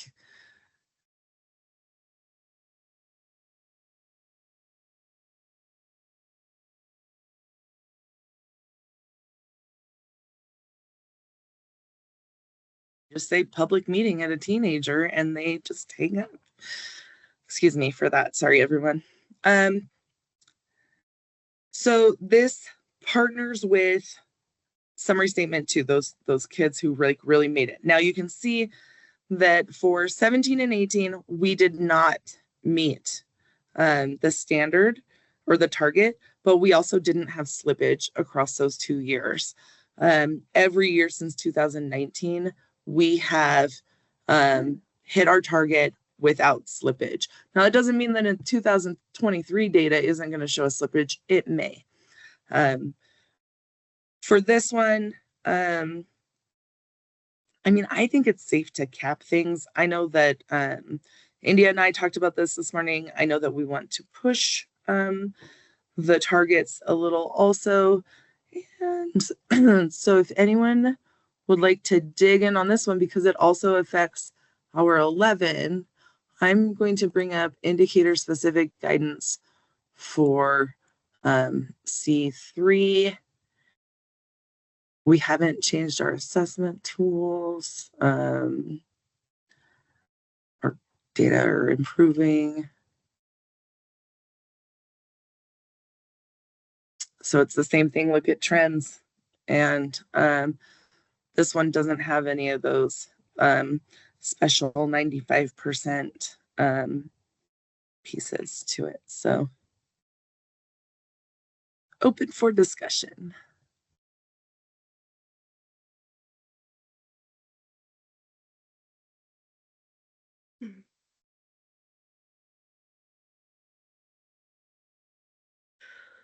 Yes, Robin. Yeah, this is Robin Kincaid. So I remember this discussion, believe it or not, when we set these targets back there. And I think maybe typically I was arguing for much higher targets. Sure.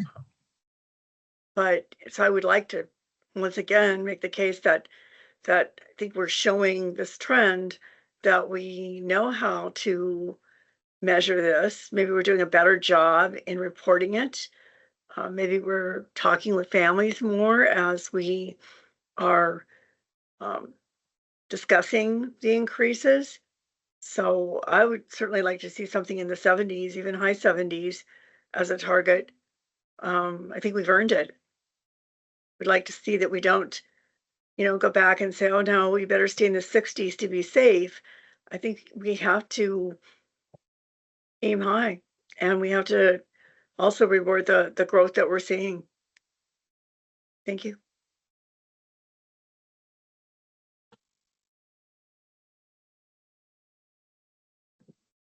India, you want to come in? I did. I just wanted to piggyback off of what Robin was saying.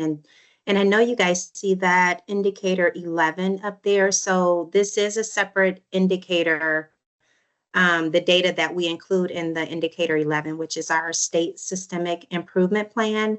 In this particular child outcome area, social emotional, skills is what we have identified as our state identified measurable result.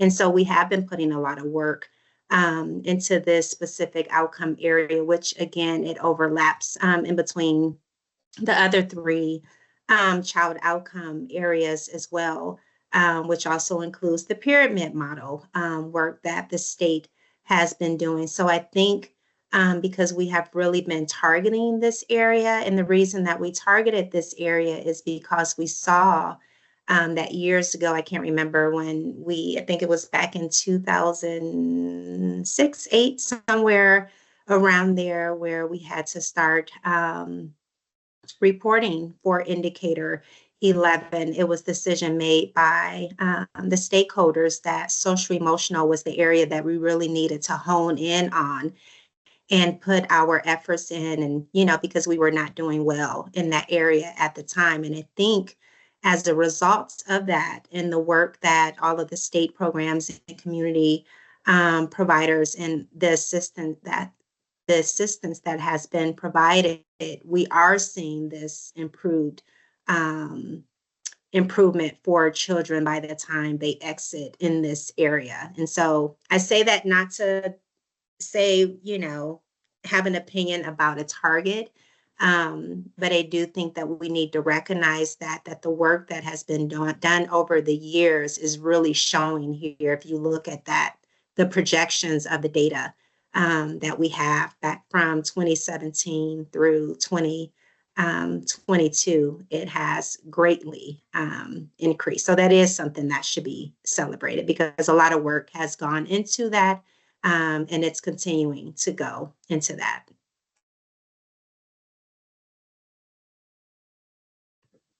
This is Jenna Weglarz-Ward for the record.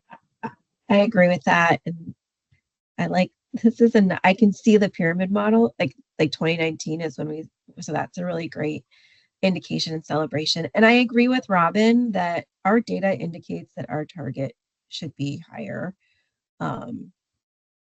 I will defer to Melissa as how high we should go, but I was looking at our other reports too as we're talking, and I think this could be more ambitious.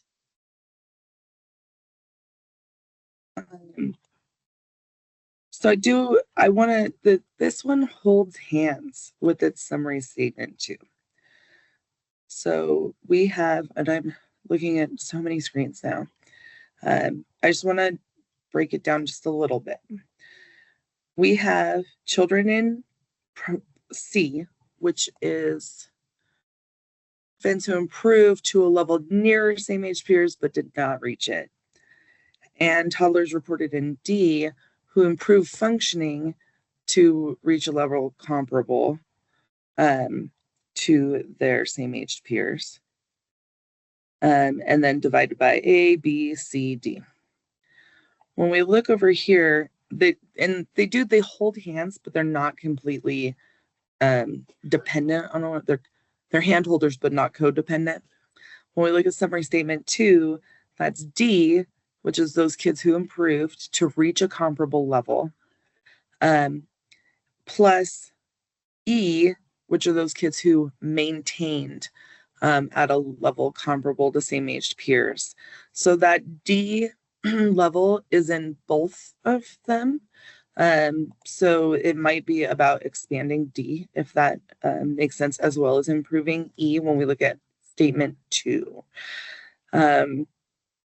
When we look at, I'm going to stop sharing. I'm going to share a different screen so I can show you the APR from last year.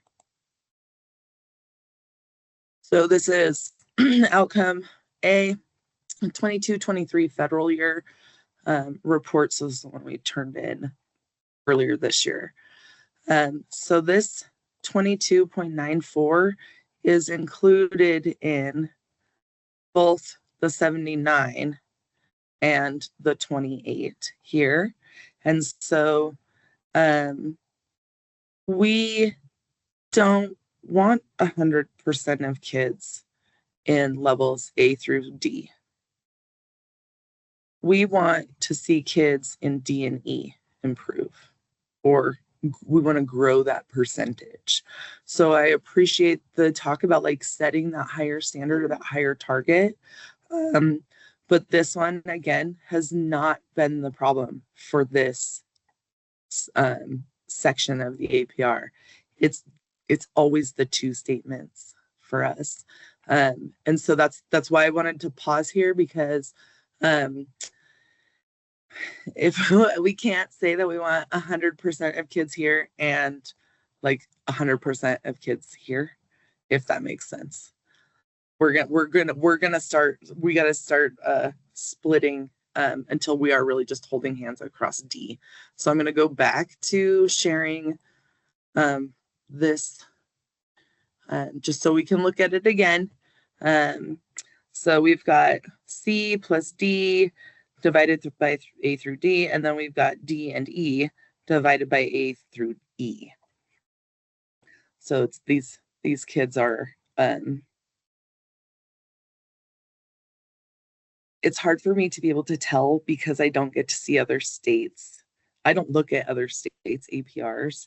And so, and because we have such rigor when it comes to our eligibility standard, some kids are not going to be in E. What we see is the majority of kids are not in E, but that's where the rubber hits the road for us in this indicator across A, B, and C. So just putting that out there. We do have, we're at about 70 when we looked at, I showed the wrong screen. We're still at about 70 for the FY22 target. Let me go back. It's my first day. I lost you all again. Okay. So gonna go back to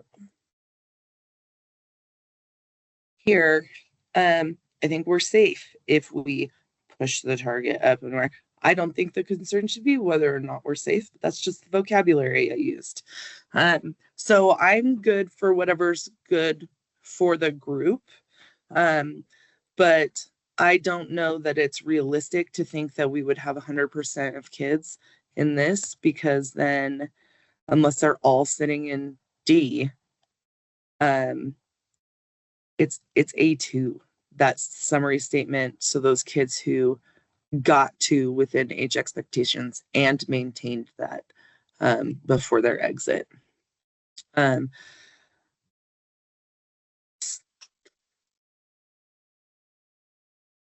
that make sense? It doesn't, does it? Okay, so going back to here. I am open to listen to whatever discussion there is regarding this. These data, like India had said, they're also the specific data point that we indicate for indicator 11. When I looked through the guidance for 11, it has to have the same targets as 3A, if that was the one that you as a state chose. So when we look at C3A1, it is also our indicator 11 data point.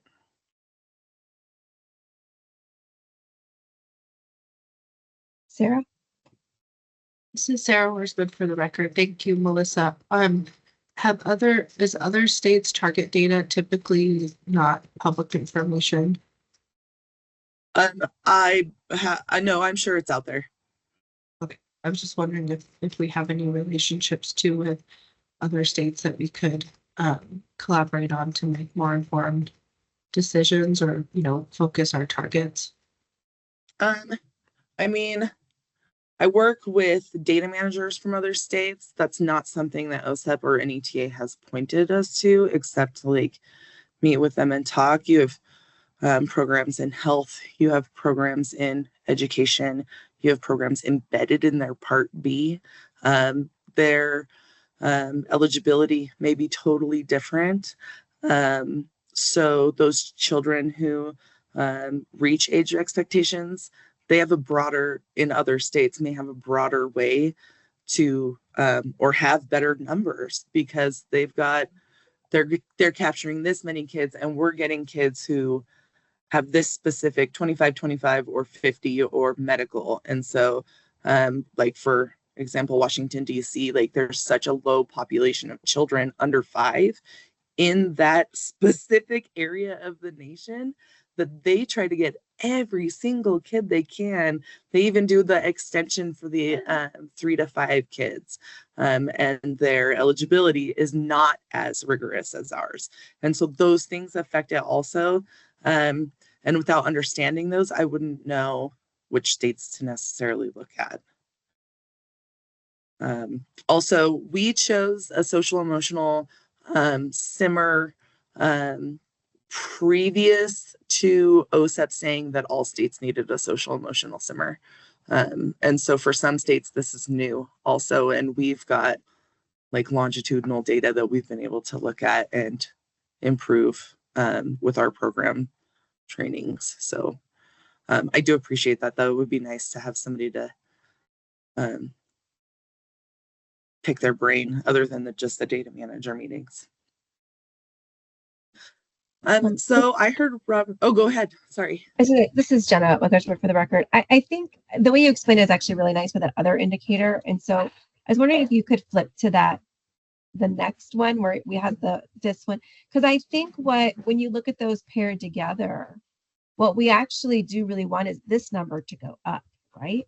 Yes. Yeah. And we actually want 78. We actually want that number to go down a little bit because we want more kids to be on. I mean, it's a bell curve, right? When you look at the data, right, across those categories, but generally you want kids right on that other side of that curve. So this number should go like that 40 maybe is too ambitious, but 28 is, we also want to move up. Right. Is that correct? So yes. So with this for A2 and this is those kids who are functioning within age expectations. In this, what is A? Is it the social? Yeah, positive social emotional skills, including social relationships. We want to get this number up. I don't know that bringing this number down would help us at all for this one. And really, honestly, the growth here, which you can see, is only going up by 0.1%. Every other year on here. So if we kept this at 0.4 or 40.34 for last reporting year and this reporting year, which is what they already say, we could let the next one go to 40.44 or keep it at 40.34.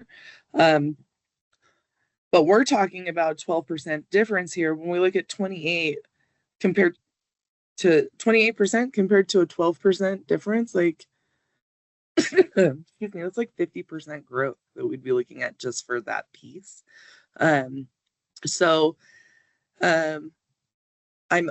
would like to hear your thoughts on this because I don't want to undercut us. I think that this is a good goal at this number. I think we've got to push it, but I would like to point out that year over year, pre-COVID, except for COVID year, we did not meet the target and we had slippage over and over and over again in this one.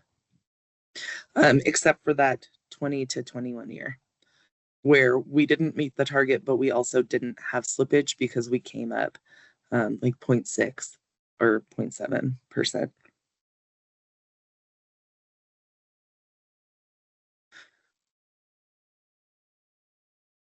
Thoughts?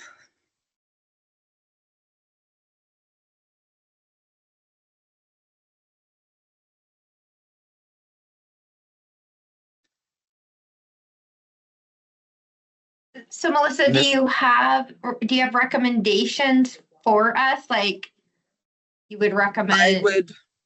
I would cap it where we're at with the 40.34.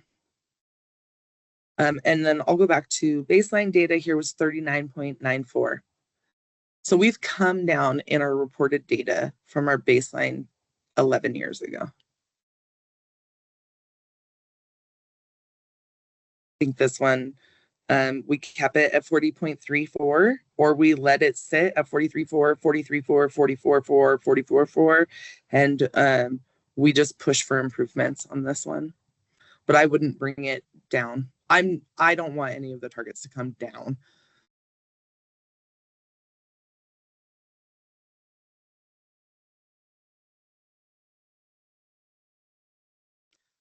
Robin, I see your camera coming on and off. I'm not sure if you're trying to unmic.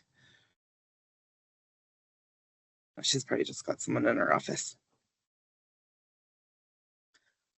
India, I know this is your, yeah, go ahead. Well, I was just going to add, this is India Morgan for the record. I was just going to say this one has always been very, very difficult to determine targets, because even from the baseline, every year there's a different subset of children that are exiting. We're not comparing those same children to themselves year after year. Every year there are different children that are exiting our EI services that are, we're looking at the rate of growth that they are making. And I do want to say that, sometimes in looking at the decline in these percentages, it's not necessarily an impact or showing, the lack of effort from the programs. It's just that some children, depending on how involved they are, we are comparing our kiddos to typically developing children. And so with that expectation, sometimes for our little ones that we are providing services for, it's difficult for them to, get up to that level of their same age peers that are typically developing. And so, when you look at these numbers and you see that it's, going down, year after year, and especially that 2022 year where it was at 28.07%, there can be a lot of reasons for that. There could be a lot of children that exited that year that were very medically involved, and that doesn't say that those children didn't make any progress while they were receiving EI services. It's just that they did not make progress at the level to reach their same age peers that are typically developing. And so I just said that just to say that this indicator is always very, very difficult when we have these discussions about target setting, because we're not comparing the same children to themselves. Whereas we're looking at program data, we know the improvements that we can make within a program to see improvements. But when you're working with these babies with these different delays and different things, medical issues that are going on, you do all that you can, and they are making progress, just maybe not to that level that's expected of a typically developing child.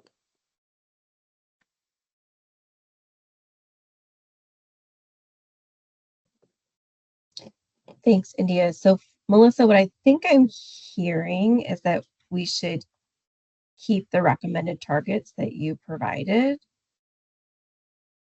Oh, what's on the target line on the blue line is what's actually been established with OSIP in our APR over the last few years. Yeah, no, I'm good sitting with the 40.34%. I am hoping that we'll get closer every year. And do you want to go back to the other? I've lost. Oh, yeah. I've forgotten what the numbers are. They're all made up. Yeah, they're all made up. So here we show for 2020 Federal Fiscal Year 2025 that we'll report to OSIP in spring of 27 is shows us 71.08%. Robin was saying, let's look at upper 70s. Excuse me. Other ideas? Do you guys like that upper 70s? Mid 70s? this is Jenna Weglarz-Ward. I know, like my data analysis is like you should that even though we did jump from 75 to 79, like I feel like we don't have enough data to say like we're definitely going up. So I would not go higher than 74 or 75 if we were going to raise it. Or even low. I don't know. It makes me nervous to change the numbers. Well, and this is something that like I don't know if it's the pyramid training I had or what. We need to look at where we are. Like we want to make sure this is a realistic assessment of where we are. We are not like, oh, this is where we want to be and we're going to do everything we can to make it look like we're there. No, we're going to talk about reality. And we're going to say like, so I know it is scary. I think it's attainable. I know it feels like a setup. We just want to see where we are and make sure we're measuring up to the standards we've set for ourselves as a state. So, okay, I will go on. I've got 74-75 and I've got 75 plus on this one. For C3A2, I've got keep what we've got.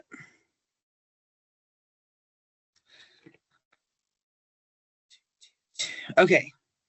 Acquisition and use of skills and knowledge, the summary statement 1. So this is that group of kids who have substantially increased their growth over time. Baseline was set at 70.76 in 2013. And here we are. Our orange is our data. 71.96, 72.06, going up 0.1%. 72.16 and 72.26%. Only 1 year did we not meet that target. Now I'm going to show you, and we're going to go back because even this one is higher than this one.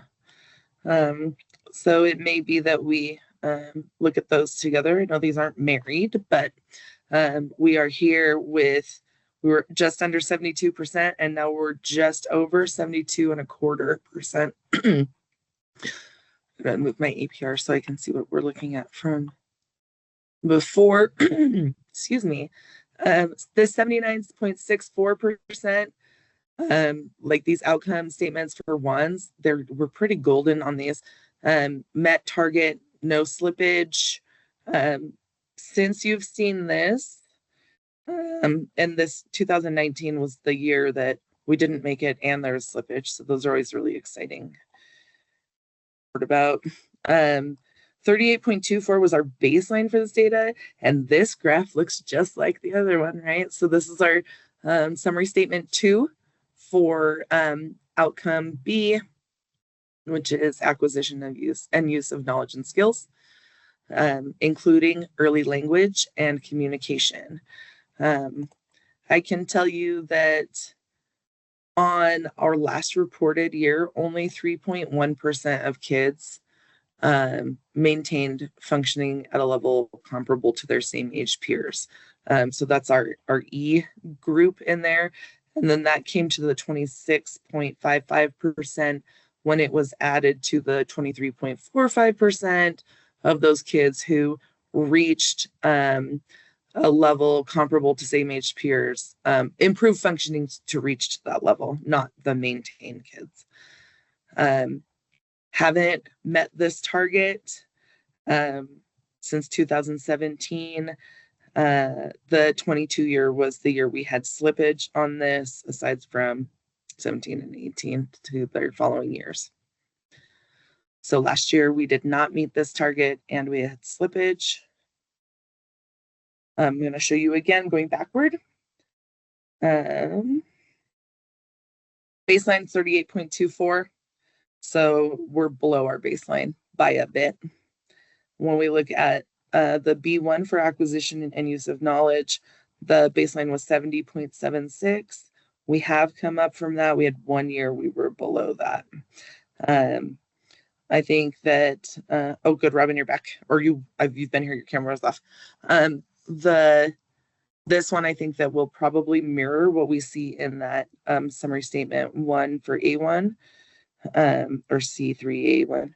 And then here again is your C3B2 acquisition, use, knowledge, skills, and skills, excuse me, for those kids who maintained and were functioning within age outcomes.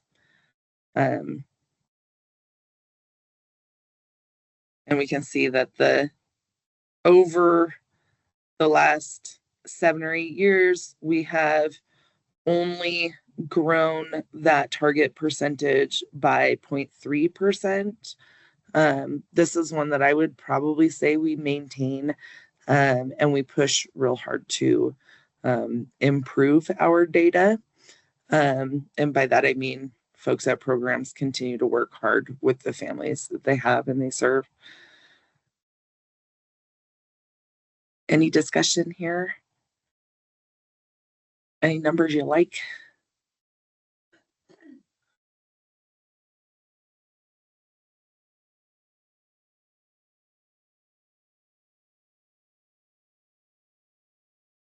Hi, Robin. You're muted. Thank you.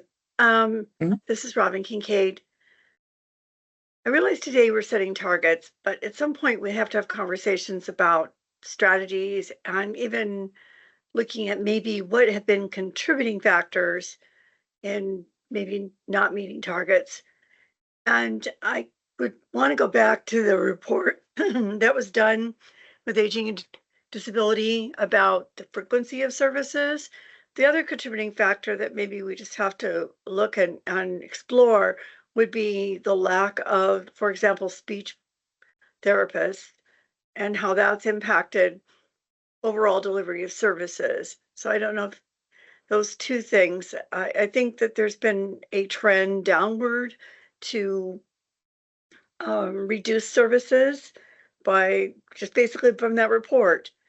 And so again, not having that discussion specifically today, but I would certainly, again, always want to aim high. So I wouldn't want to go lower than this 38.64.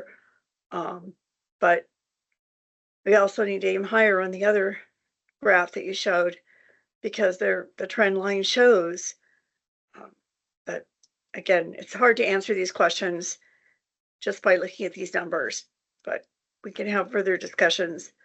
But there is some concern that we are not giving enough services, and that families just, and for not because people don't want to, but because of limitations that perhaps are on the program, or maybe they're artificial, maybe they're very real.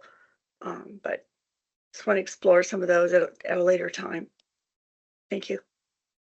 Thank you.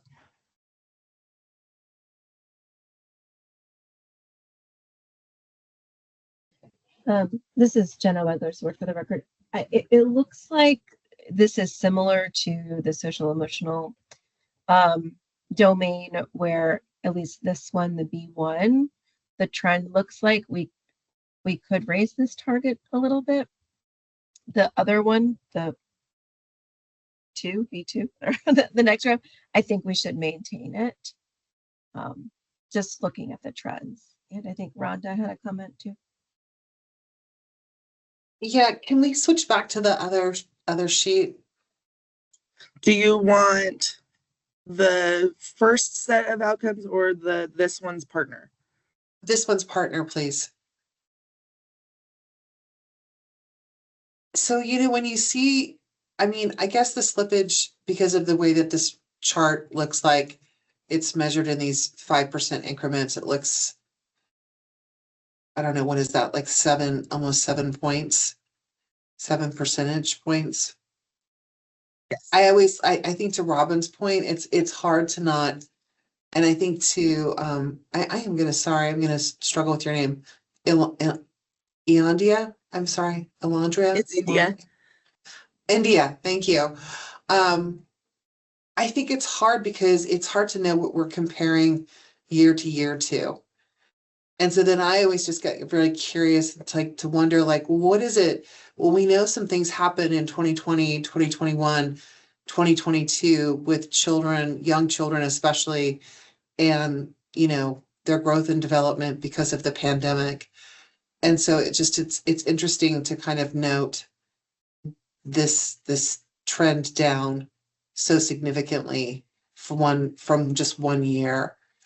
And I think to your point, Robin, it is hard to kind of set these targets and these goals without really having a lot more, I guess, information about maybe the context of this data. Is that right?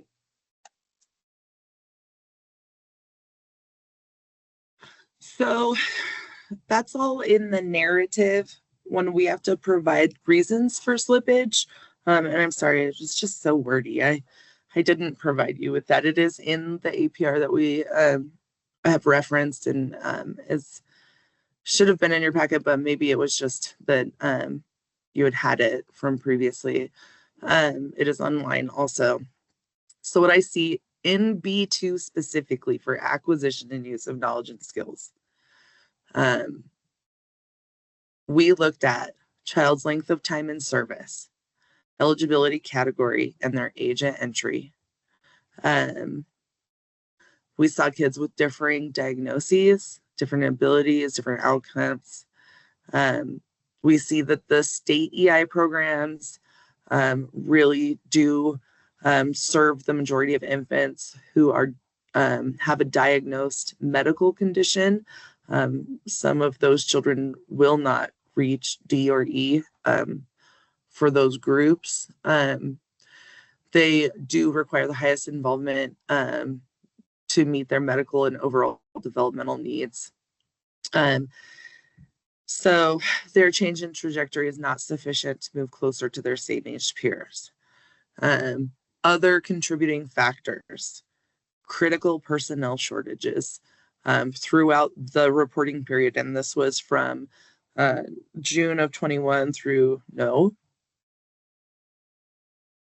June of 22 through July, July of 22 through June of 23. I'm sorry, because this is federal fiscal year. So we have critical personnel shortages across all programs, across all geographic regions, from urban to frontier. We had 2 community programs closed during that reporting period in November of 22 and May of 2023. So then that put strain on the remaining programs. We had some programs who were not receiving referrals. But I think that the umbrella here is those personnel shortages across every profession when it comes to early intervention. We saw loss of contact. We saw families who were transferring, and then there were additional delays because we had to transfer children off of those 2 closed programs. Some families did choose to exit as they approached their 3rd birth date to just rather than transfer to another program, just be done. So that was associated with those closures. So, and then we had like extra work that had to go into that because we had record reviews. We had QA on deck. We had Part C on deck. We had program management from every program trying to mitigate issues that were coming up. And then we were onboarding a new program during the closures, but they weren't ready for the sheer volume of referrals that would have come to them during that time when they were like fledgling. So there are those pieces. And then, and this is just, I'm just reading from the APR from what we said last year. And so Rhonda, we will have this sort of breakdown when we look at the COAST data for this year. That'll be included in the narrative. I'm just trying to give you a little background. I'm not trying to overwhelm you. No. I really, really appreciate that a lot. And I think we keep saying these are program issues, but let's just be honest. These are systemic issues. Yeah. These are systemic issues. Mm-hmm. These are systemic issues that, I understand from my world. And, it's almost like you don't really see, there are fissures, right, in our system. And then an earthquake happens and then there is a chasm that we fall into, and we kind of like, oh, what is it that happened in that one year that, well, no, these were trends that I think had been happening for quite some time. And then it was like, you hit this one year and it's like they all kind of settled in that one year. Because when you talk about critical staffing shortages, and then, there is just a whole waterfall of effects that happens, as you were talking about that, and then having two programs close, these are systemic issues. So I really appreciate you discussing that and the discussion here, and hearing that. Then I don't think that we should move or raise this any more than you already have. And I think to Robin's point, we have work to do systemically to really support our workforce, to continue doing, the developmental, academy that you've been doing to help people stay in our workforce. I don't know. I mean, I think that, yeah, that's very helpful to me.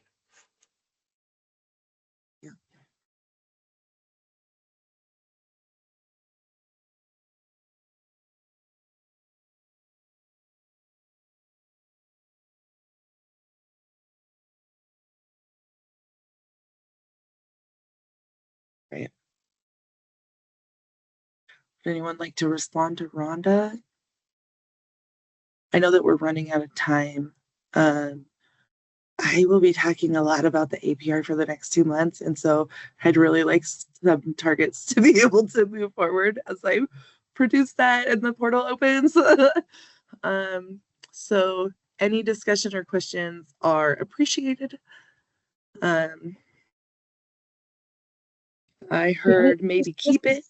I was going to say, this is Jenna Weglarz-Ward from the record. I think from this conversation, I think we will definitely take our guidance, or you can guide us, Melissa, for sure on these. And I think this is a good time for the ICC to then use our APR to reflect on our system, and then use that in our work moving forward as a council, which we haven't been able to do so much because I think we've been like we were in COVID, it's just been one thing after another, and now we have a fuller council and we're able to do some of the things. So some of the things Robin and Ron have talked about, we can discuss that as a council, with the information from our annual report that we'll have after we set these targets. Then we'll have our report in January that can help set our work for the following year.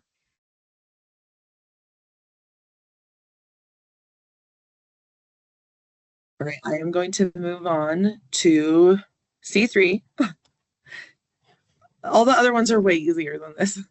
These coasts, they just, especially when you see oh, look how great we're doing. And then the next one's look how far we tanked.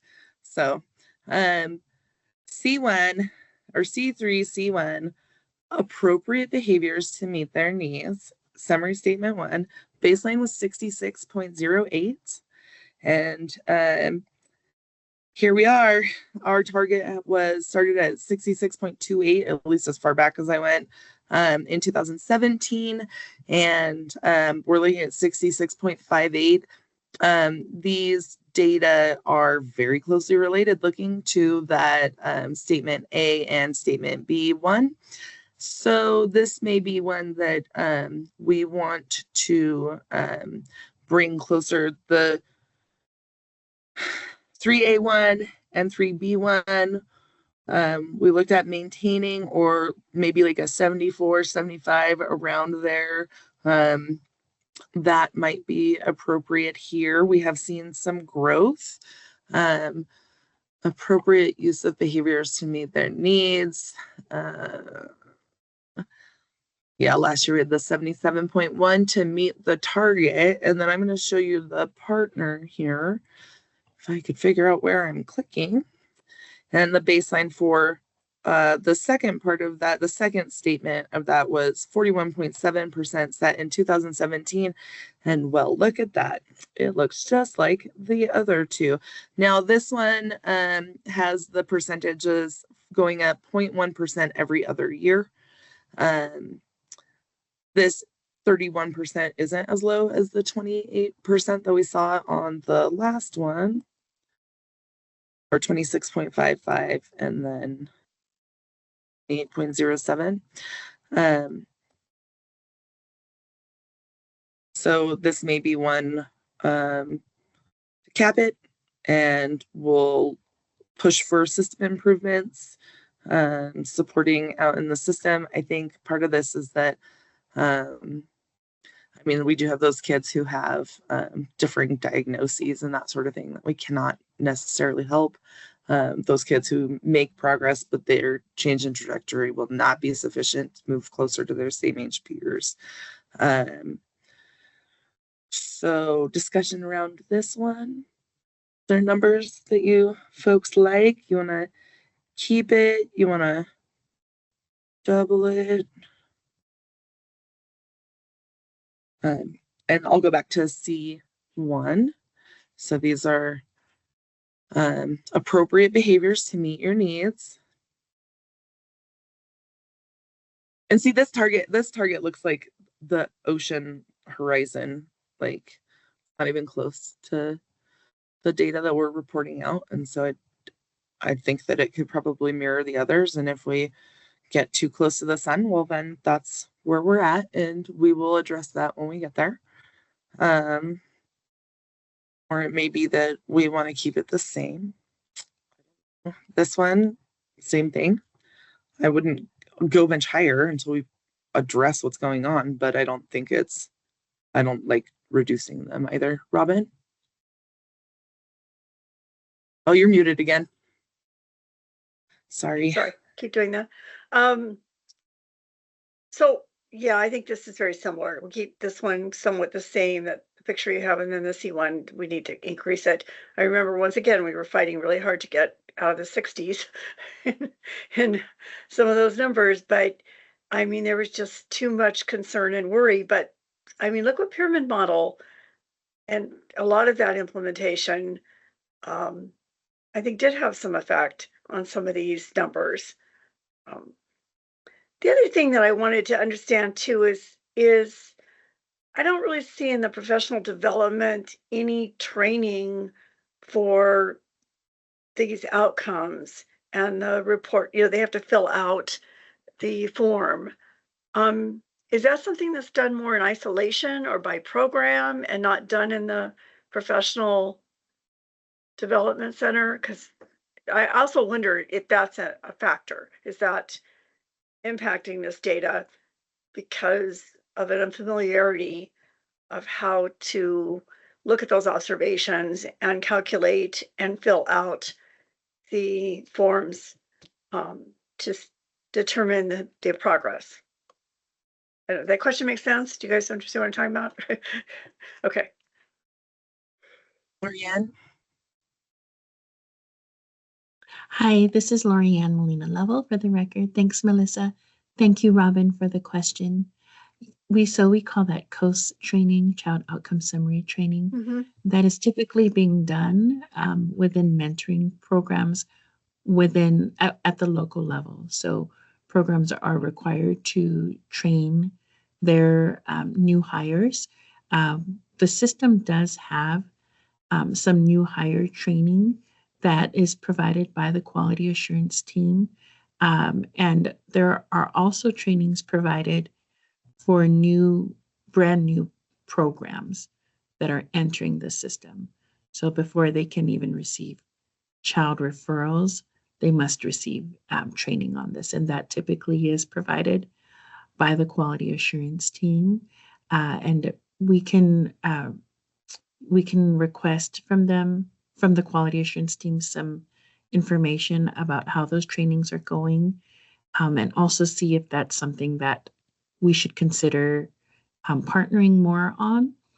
Our office did provide those new hire employee orientation some years ago, but then during COVID, we had transitioned to online platform trainings and different options for professional development. So that is a really good comment and question, and I will bring this back to our PD work group and to our collaboration with the quality assurance team to find out more information.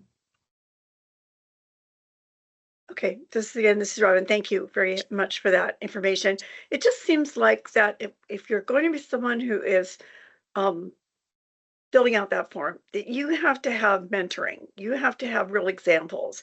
You have to say, as you're sitting next to a new staff, see the behavior you just saw there. That's the kind of thing we're looking for.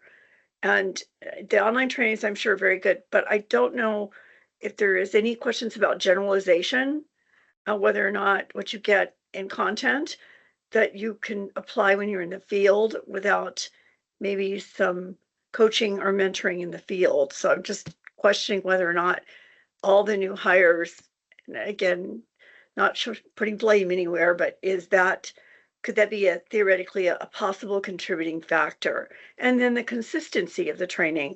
Again, the onlines do give you some consistency. And I do think that could be a really good thing, but I don't know if they give you the actual examples in the field. Right. Thank you, Robin. This is Lorianne again, for the record. I believe that the solution and a really good approach for this is a systematic approach where we are looking at not just training, but also the mentoring and coaching that is happening at local levels right there within programs with seasoned staff. And then also looking at supervisory supports that are also occurring right there at the local levels. So, as we consider PD options for the coming year, we could also look at, we could bring it back to the PD work group to see, if that is something we could support supervisors and leaders in. So thank you very much. Ricky. Sorry, I just want to make a comment to have on the record is that quality assurance has been doing quite a bit of training, but unfortunately that's because of the lack there has been for the system. When I first came to ADSD and was the deputy over here, the Part C team, they did the majority of the training back then. And so that really stopped over the last 5 years. And so that is why the QA program has developed those trainings. So I think I'd like to see more of that collaborative effort to where as Part C is the lead agency and is the subject matter experts, and also, they're the ones that are looking at compliance. I'm still confused to where that, I understand now they're doing PD training, but that's new. So I still am at a loss of where that training went and why it hasn't continued. I think that's for a different conversation, but just in regards to the comment, that QA has been doing that. They created that because of the lack of training that we've had overall the last several years.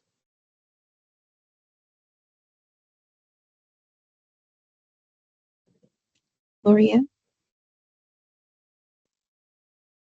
Hi, this is Lorianne Molina Lovell for the record again. Thank you, Ricky, for that comment. It is true that the Part C office did do a majority of professional trainings for the early intervention services system.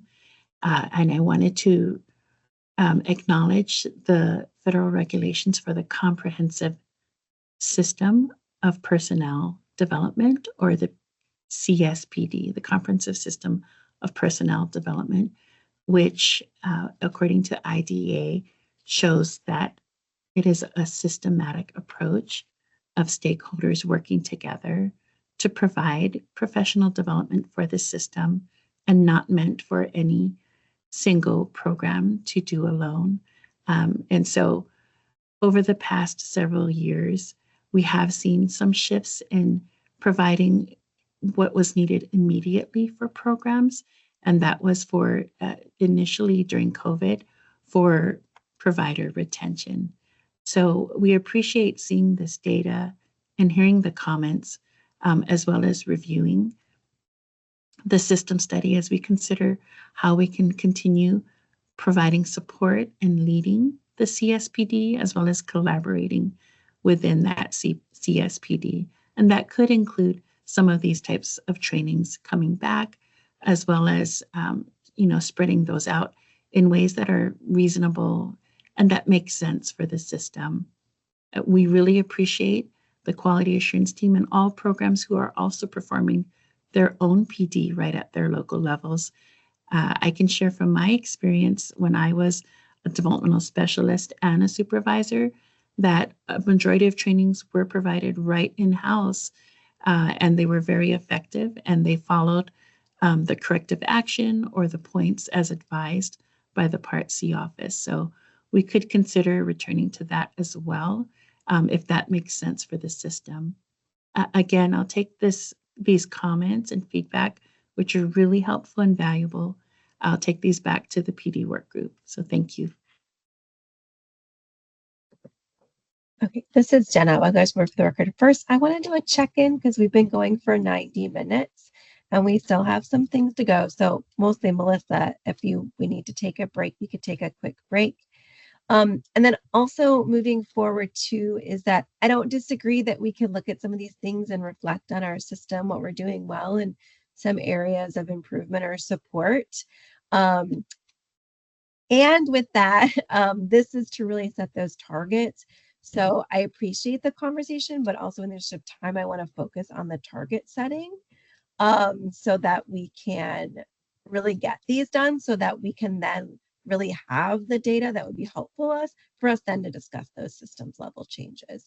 So first, I'm going to check in on Melissa if you want a break, because I know this is all you right now. So if you want a little quick break, or are you okay? I'm okay. Okay. Thank you. So we'll continue going. And I think we'll, again, if you collect your thoughts on kind of the systems level, celebrations and supports as we go, but let's really focus on the target setting that we need to complete today, as it is already 4 o'clock and we have a couple other things we do need to get to today. So thanks. Melissa. Thank you. And I've opened a spreadsheet, so all the spreadsheets have to open. Okay, we are going to move on now. There are 3 more indicators for target setting. Easy peasy, we're gonna kill this, okay? These are, okay, so families get a survey if they've had 6 months of service in the fiscal year, and they're still active when we send them out. So they have to be an active family or have a child in the system, and they have to have at least 6 months of service under their belt in the current year. Those aren't my rules, those are just the rules. We ask 17 to 25 questions, and 3 of those questions are specific to knowing their rights, effectively communicating their child's needs, and helping their child develop and learn. I can show you those questions if you want. We're going to look at the survey anyway. So, but these are for family involvement. These are the 3 specific questions we report to OSEP. All of the other 17 or 22 questions, they surround these or collect demographic information. C4A. Indicator Part C, Indicator 4, Measure A. Our baseline was set in 2006 at 94.29%. I like that percent. Respondent families participating in Part C who report that early intervention services have helped the family know their rights. Oh, God bless America. Everyone should know their rights. So, especially if they come out of early intervention in the state of Nevada. This one gets to that compliance percentage, and that worries me. You can see here our 2023 data. These are federal fiscal year 23 data that were collected in this current calendar year 2024. So we have these at 94.55%, only a scotch above that baseline in 2016. Our state has not met the target since 2020 here, where we set these targets to come up from The 2019 97.5, it had been at 97.5 previously as well. And then we started adding 0.25 percentage points every year. This year we will not meet the target and we will have slippage. We've moved down almost 2% here.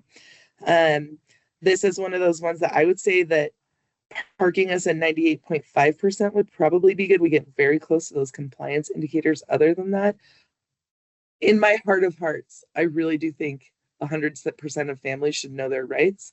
But when we say in the survey, whether that's in English or Spanish or whatever native language folks have, that my early intervention services have helped me to understand and know my rights.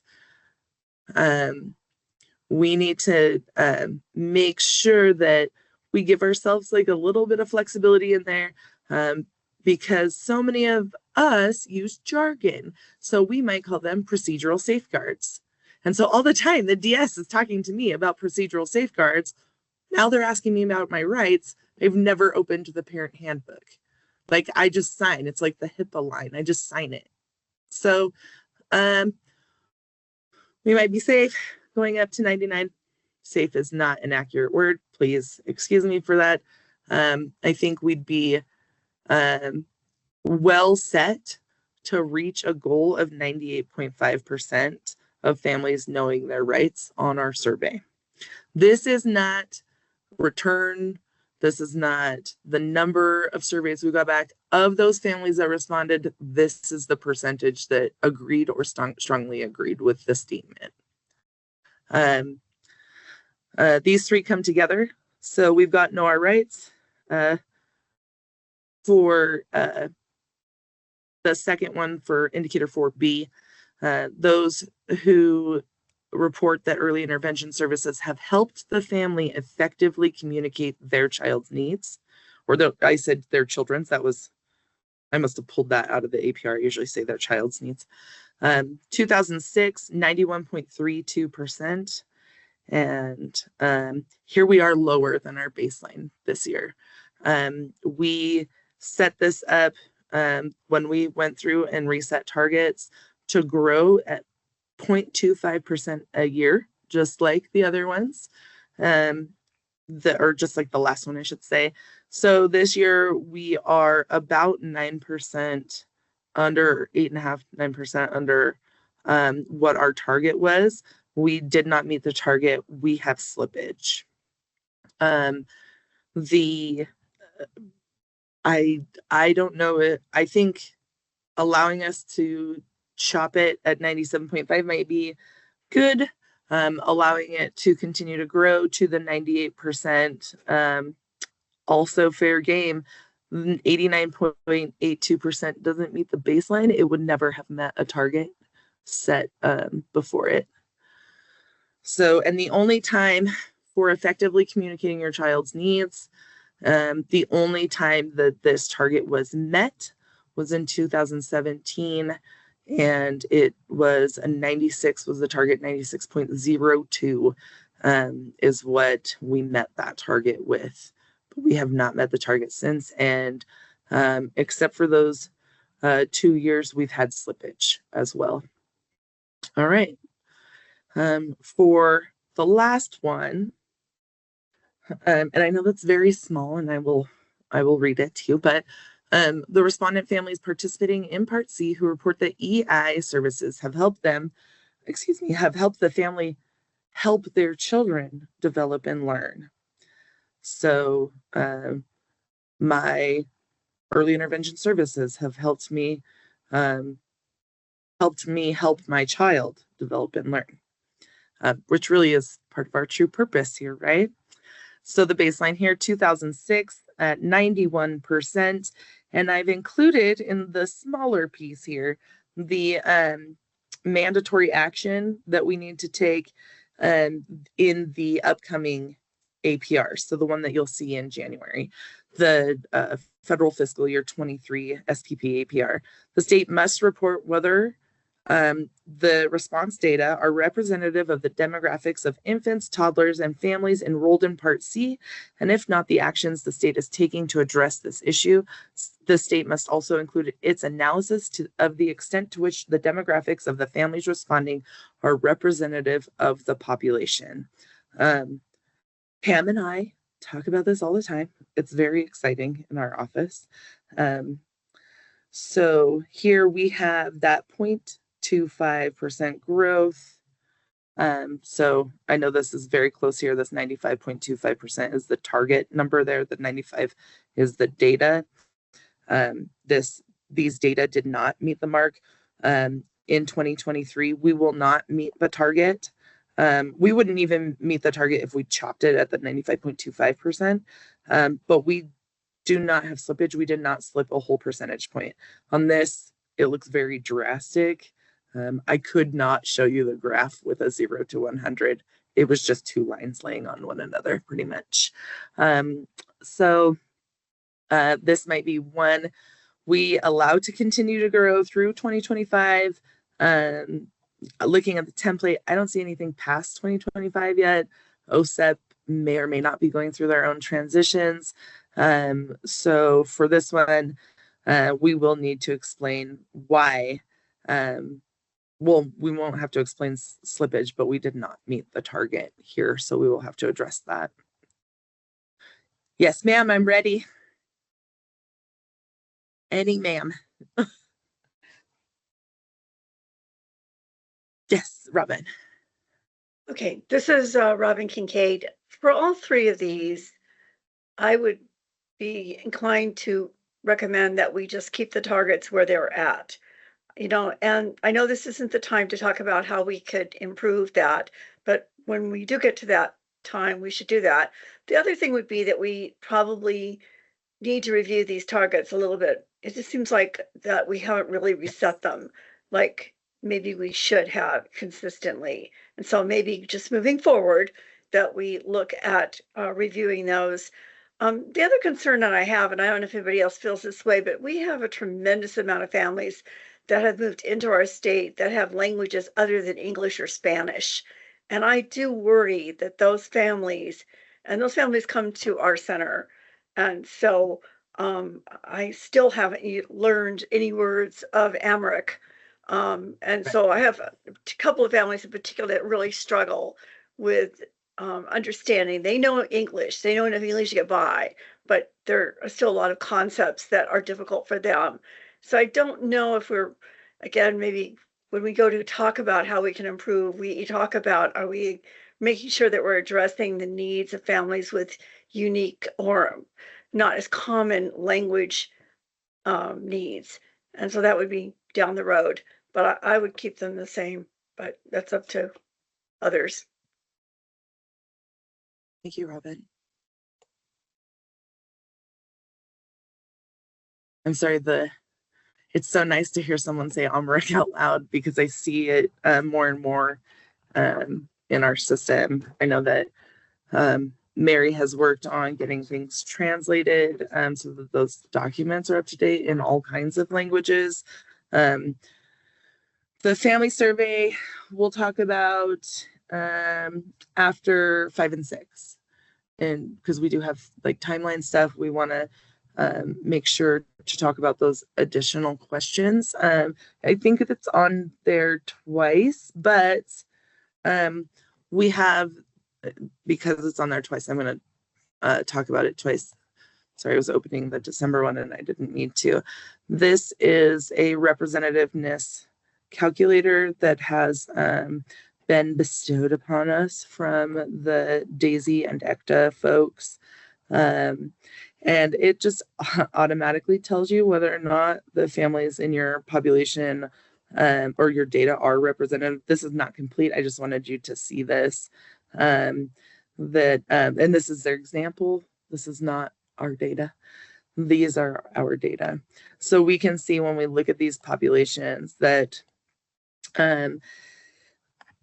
these are totals for what was sent out.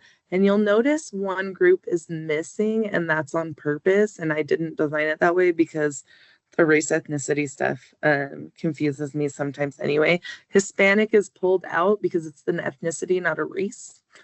So we collect it as part of race ethnicity, but we compare Hispanic to all other populations versus comparing them here. So it's all populations total versus individual populations.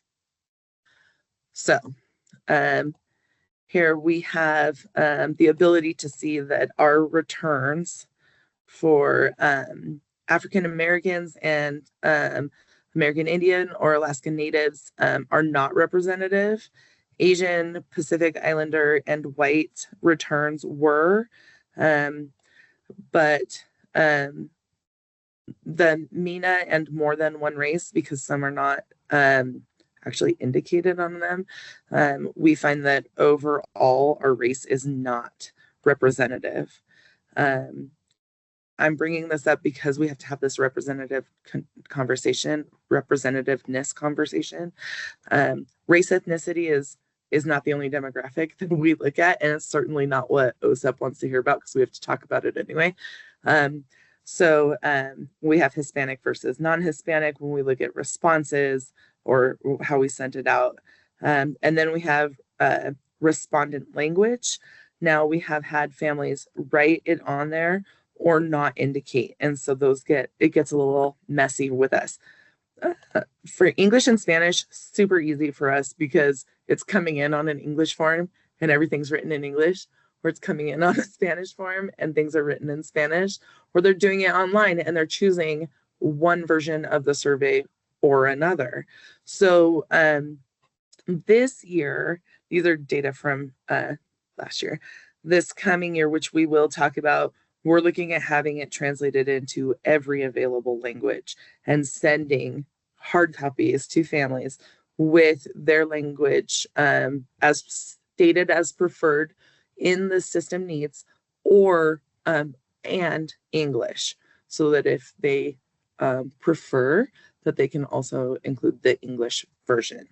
I'm really not trying to set you guys to sleep, so I'm trying to work quickly. Catherine? I just have a quick question. Are you also considering how we are going to address American Sign Language, as that's a visual language? So that one was brought up to me, and then Pam went to Canada for vacation, and so I haven't been able to bring it back up to the people in the Part C office. So Jessica Rowe, program manager for the Rural Frontier region for NEIS in the state, she asked specifically about that. And so we are definitely looking at ways to get that to families and have recorded answers where they're not reading, but they're speaking with American Sign Language. Does that answer? Go ahead. Yeah, I was just going to say, as a suggestion, what we've done is provide the question in written English, but also in an American Sign Language with a certified deaf interpreter. So that's also an option, but I'm sure the Deaf Commission would also be willing to give input on how you could find a solution that works too. I'm glad to hear that you're considering American Sign Language. Oh yeah, absolutely. I want all the answers from all the families all the time. So if I got back 2,000 of the surveys, when I send out 2,000 surveys, I would probably quit that day because I would feel very accomplished. So, so respondent language, we'll be adding to this. There are other like chi-square tables over here that I have to make sure that are working correctly. And so that said disability categories, it's left over from the table that was here before. But so we'll be expanding this. I think when Mary and I looked, that's why I was going to look at December 1 from Sunday. I think we have like 22 different languages right now, 2 of which would be English and Spanish. So yes, absolutely. And it's good to know that our professional staff in the state are totally on top of it too. Other pieces that we looked at for that additional demographic data piece is poverty level. Poverty is not just one number, it's a pair of numbers. You have number of people living in a home and household income.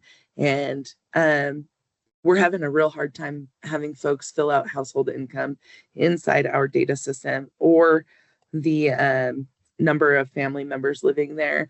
I think part of that is just sometimes folks just don't want the government in their business. Time in early intervention is much easier to pull out from the needs data system, especially if they've only been in needs and we're not in track. But so we send this out, and then we also have them self-report their answers to us, which is helpful for us because we are constantly in this data cycle. And so we want to make sure that the family is also reporting how much time they have been receiving services. Geographic location. This is the argument I got into because there's not, like, it used to be that there was a metropolitan service area and they would be like, you're urban and you're suburban and you're frontier or you are rural. Carson City is rural. Doesn't matter how close I am to a gas station. Eureka is rural. There's one gas station. So that doesn't like necessarily jive. When you talk to a person who lives in Las Vegas, it really makes a difference if they're down by the strip or by the airport or by the college versus if they're in Henderson or if they're up against Mount Charleston. So when we looked at this, we decided urban, rural, suburban, and then we had people self-report. That first year, total disaster. So we're trying to like fine tune it, and you'll see that on the questions. But we want that representativeness for all of the geographic locations, so that we're seeing all of our families, because we want it to be representative of everyone. And then again, this is part of where we pulled that down. We looked at included in this, I know this is not filled in, addresses that were valid versus addresses that were invalid based on race, ethnicity. And when we sent it out, and we get it returned back right away. And same with Hispanic, and then with geographic location. Mary, never mind. So before we get to the next item, I would just like you to consider in the back of your brain some data points that you would like us to just dive a little deeper into our population and what you think would help us describe that. So for me, it's language, it's location, and time in service. I think those are really good ones. We can look at poverty, which includes both the number of people in the family and the household income. We can look at maternal education or paternal education or both. So part of it is making sure that we get those into the system. So, and then being able to reflect, here's Nevada as a whole and what our education or our poverty levels look like. Here's EI as a whole, and then here's our respondent population and what they look like. And they, as our smallest little piece, describe our whole state. That's what we want to see with representativeness. We don't want 1,000 answers from families who are reporting white only, and then nobody else. That doesn't give us anything. That only gives us white answers when we're looking at demographics here. So we want answers from everyone. We want robust information to be able to set out there. So for C4, family survey, I know I went a little off the rails, but I swear it's on the agenda later. I have a note that says keep and make sure you're working on the ASL. Were there any other pieces for the targets for 4? Okay, and I am closing in on the end of the meeting, so I'm going to go super fast. This is the last 2. Okay, population data. I complained about our population data before because I was using the demographer's information And Robin has said this for a few years, but I have to like see it and understand it. There's something going on. People are not having babies and the number of births is going down. We got like 3.2 million people in this state, and we are at less than 35,000 births a year. It just blows my mind.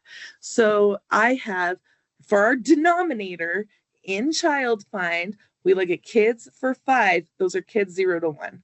For C6, we look at kids 0 to their 3rd birthday. So we look at just those brand new people and then those whole population of all of our early intervention kids.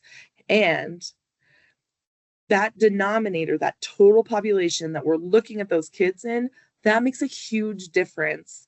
So the demographer, the Nevada State demographer, gave us projections a few years ago. And the projection was that in 2023 calendar year, that there would be 42,166 births in that year. Now this number, 32,716, this is the U.S. population. Oh, holy night, come back. This is from census.gov. So this is their projection. This is not people in Nevada, but these are people who see birth data.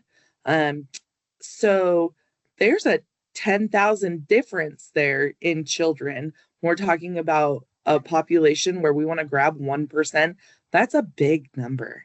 And so when I looked at C5 and C6, when I used the demographer's numbers, I got 1.04% and 2.94% for our achievement on those two, or our Child Find. I say capture kids, and no one in our office likes it. When we have our Child Find activities and bring those kids into the system, we have, and we look at the US population, the census.gov pop clock, it's 32,716. That's how many births happened in that year. So to make that cohort, that with the same exact number of kids who were in EI in that birth cohort, it puts us at 1.34%. When we use that census number for the 3 years of births, we get a 3.7 over the 2.94 that the demographer's numbers had looked at or had been included. So our baseline for Child Find is Child Find OSEP, not Child Find program. The Child Find baseline in 2005 was 0.47%. We know more kids than that have disabilities and need services. And so same thing here. Orange are our data. Blue are our targets. We are increasing year over year on our target by 0.04%. Doesn't seem like much, right? But, and we're going to look at 6 real quick. It's going to tell us there's our baseline, 1.36% of children for all kids in EI in 2005. Here's our target going up 17%, 0.17% year over year. But we are sitting pretty happy at 3.7. Now, this would have been 2.94 if we'd had more births or if the demographer's number was correct. So the projected number, I'm sure they've gone back and reworked those. I think that we're probably like at a good spot on both of these, but I don't know about that continued growth. There is a maximum number of children in our system, in our state of any age who are going to have disabilities. Not all children have disabilities. So trying to push this number super high, our system has lots of rigor when it comes to our eligibility. So we're not making lots and lots of kids eligible. We're making eligible kids eligible in Nevada. We're not doing this huge capture to get as many kids who might have a delay or who are at risk for a delay, or those 3 to 5 kids. So I think, not that I want to say we need a little reality check, I just want to make sure we don't put the cart before the horse here. So we're going to look at national numbers, and then Robin and I will answer your question. So this is the national average compared to, and this says US and outlying areas, so it's all of those Guam, Virgin Islands, like all the really nice places that are warm. So 45,000 out of 3.67 million kids born that year. And this is the same year data for FFY 2023, 1.35%. So we look at ours, and we're at 1.34%. We are right there with the national average for those 0 to 1 kids. The 462,000 kids out of 11 million children is a national and outlying areas child find rate of 4.2%. I don't think that we could necessarily get that high. There's like 11% in one of the places, and then you've got Washington DC with their expanded information. They've got as many people or as many kids as they're able to get there. So I think 4.2% might be high for the state of Nevada. We will get there if we don't tame our targets, but it means that we would really have to push as well to be able to provide services for 4.2% of 100,000 kids. That's 4,300 kids a day, every day. And with our December 1 count for this year, we're under 3,500. We came up and over and met pre-COVID levels, and then we've come back down because no one's having babies. So that's my spiel. Robin, I see your hand has number 1 next to it. Okay. This is Robin Kincaid. I just wanted to have you refresh again my memory about this. So in this particular indicators, OSIP gives a national indicator number, because there's always a number that we were kind of trying to aspire to, which for 0 to 1. So we were running at 0.4, if my memory serves me. We were running something in that before. And then we said, well, we need to get to at least get to 1, which we did. But today, is the national average like 1.26, or is it just 1? Or is it the 1.35? So it's 1.35 for the reporting year for the data that we'll look at and turn into OSEP. So this is a weird one. Right? Yes, because it's our December 1 count of 2023 goes into child count and settings data. Then they break it up and they force it into the numerator within that indicator, and then they pick the denominator. And so it was the denominator that was just killing me. But yes, this is actuals for birth year 2023 or the federal year 2023. Percentage of that population, 0 to 1, 1.35%. We call them zeros because they haven't hit 1 yet. And then 4.2% for the entire EI population, 0 through 2. Okay. All right, that helps me. That's what I kind of thought. I mean, I know that the number does move. I got that part. But yeah, I think we need to be closer to that number in our target. We can't stay with 1, that's for sure. And we've shown that we can go higher. Yes. We did reset this one in 2019, 2020 because that's what OSEP said. Like, you've had it at 1 for your zeros and at 2 for your all the way up through 2. You have to make those higher than what they have been in the past. And so we gave ourselves a little growth, and we've matched it pretty well. I just still can't believe people aren't having babies at the rate I expected. So Jenna? Yeah. Oh, sorry. Go ahead. Robin, were you done with your comment? I'm sorry. I just want to say that there's still plenty of families moving here, though, with babies. Yes. So I understand that we're just looking to see how many children are born in Nevada, but really the population is definitely more defined by the amount of transit we see, coming into Nevada. I'm done. Right. Thanks. Yeah. Yes, this is Jenna Weglarz-Ward for the record. I think we should leave the targets where they are, is my opinion on that. I think this is like, it's also a percentage. It's like, I know that the numbers will always change, but the percentage we predict would be the same. And we also know that we're actually probably only serving about half the children that have developmental delays, particularly, or are not yet diagnosed. And so we know that we're already not getting the kids. So like us hitting 3%, like in that whole group is good. But why you're seeing some other states have higher rates is, one, they might be smaller states, right? So they can, maybe they're better able to get kids, referred and in the system. There's a lot, again, not to talk about systems level things, but there's a lot of reasons for that.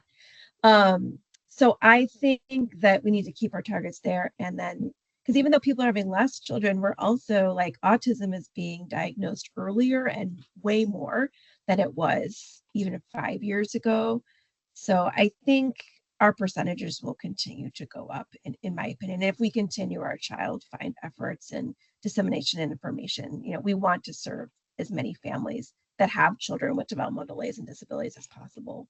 And I don't think those numbers the percentage of the population won't really change, even if I agree people aren't having babies as much. So I think we should keep the targets the same, and the same trajectory until we have more information. So that felt like a really good wrap up, right? So what I have is for C2 natural environment, 98.5%, C3A1, 75%, C3A2, keep it how it is. That's the same for B2 and C2. And that with C3B1 and C3C1, that we would keep those at about 75% or put them up to 75%. For C4, keep it. That's our family involvement one. So keeping those three where they are. And then C5 and C6, leaving them where they are. Do you want me to review any of those? I know that we're over time now. I'm sorry. Okay, are we doing C12 too? Do you need to do that one? C12. C12 is a compliance indicator and will have to be 100%. So we will not set a target for it. And we only recently got guidance on it. What I can tell you about C12, and I've got the guidance up somewhere, but what I can tell you about C12 is that it's like a return. So this is a general supervision indicator. It was an indicator before. OSEP pulled that back. They said general supervision is something you do, and then they added it back in. And so they've given us like these really complex tools to track and report on findings within an indicator that are actually parts of other indicators. So if we find a finding for a program during comprehensive monitoring that has to do with the IFSP, well, we're going to need to look at whether that's services, timely delivery, or natural environment. So like a natural environment one could go into the timely service delivery under C1, which is a compliance indicator. So it's tracking all that extras. What I did find out, which is incredibly mind-blowing to me, was that some states give findings per child. And so for it's not just the program finding, like a systemic one, it's every single infraction for every child would be a finding. For us in Nevada, we don't do it that way. Our findings are given to programs and then dealt with through CAPS, or however we get the finding, whether it's comprehensive monitoring or if it's a complaint. And so all of those pieces will have to culminate for us to share any data on C12. We started entering stuff, and we've had several trainings. I don't think we're prepared to share any info on that, though. I do have the tracking sheet, but trying to decide if a finding should go under C1 for this, or under this one for that becomes more difficult. And then I did not include 9 and 10 because their targets don't have targets because their numbers are so low for disputes and resolutions, or dispute resolutions. But there is indicator reporting guidance for C12. And so it's 1, 7, and 8, and then how those fit into any of the other compliance, or into any of the other indicators, and how those findings are separated. But I'm really glad to say we're not going to be looking at findings for every single kid. The baseline will be set up because they're telling us we have to use the FFY 2022 data and report on that, and then start with our FFY 2023 data to start our analyses. So, well, they already exist. We just have not brought them all together. India? Thanks, Melissa. I just wanted to add, this is India Morgan, for the record, that the one good thing about this indicator 12 general supervision is that although we are not tracking findings by individual children, so to speak, we are tracking it by program. However, whenever we complete a comprehensive monitoring or a focus monitoring, we are indicating what the non-compliance was by child, and we provide that information to programs, and we are also tracking that each of those areas of non-compliance is being corrected. And so we don't report it that way to OSEP. We're reporting findings by program. However, in the narrative, we are given that descriptive language about how many children were impacted with non-compliance, because we do have to report on when that finding has been corrected, and the finding cannot be corrected until all non-compliance per individual child is corrected. So it's just a different way of looking at it, and including that information. So we have the information to report, which is a very good thing. It's just that now we will be reporting it in a different way for that indicator 12. Thanks, India. So Melissa, for all the target settings that we reported, I guess I'll entertain a motion to move forward with the targets that we've just discussed for our upcoming annual performance report.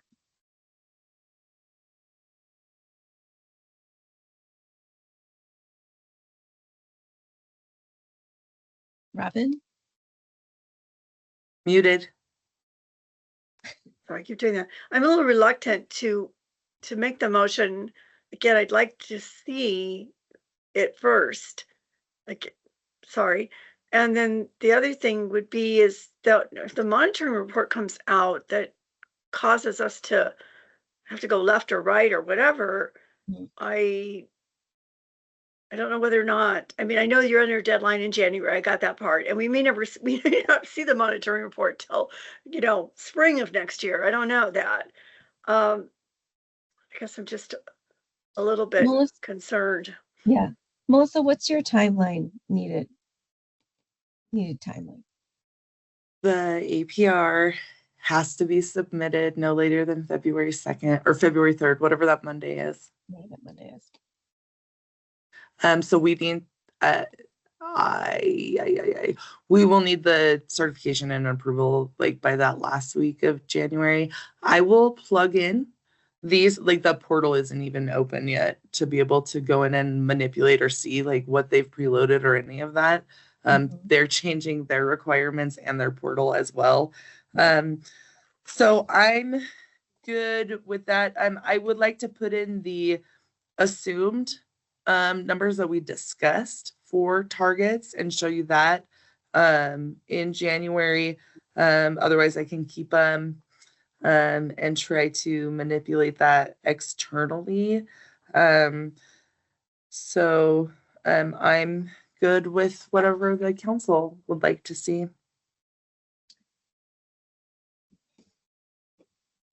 I'm wondering if you could, after this meeting, because I know we've talked about a lot of things, if you could provide a summary of what we just, like what the targets we decided to do today.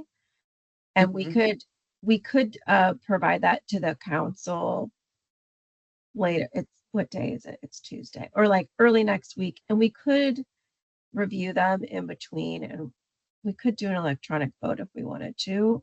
Or I will say too, do we need an official, this is where I'm like, do we need a vote on this? So yes, and that's a yes, thing, because right? we haven't done it before. I know that we're supposed to, but we haven't done it before. So you let me know. All of the discussion that you folks had today is included in our stakeholder input and will be included in the narrative across all of the indicators we discussed. Just like we discussed them and we came to this. In January, you still have the option. You can change these like at any time.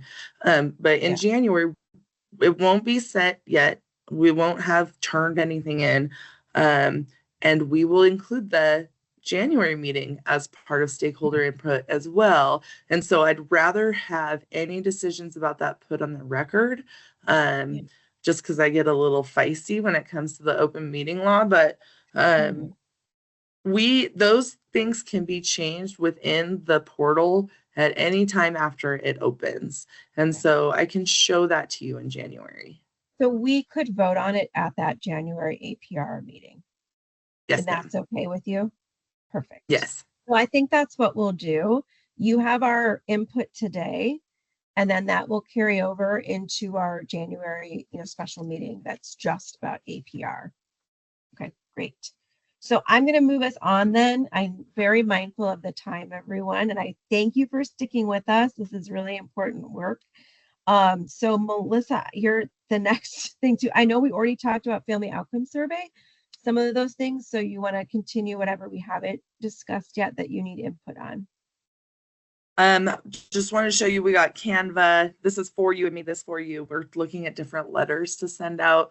Mary worked up a timeline. It's very typical to what what we do. It should be in your packet.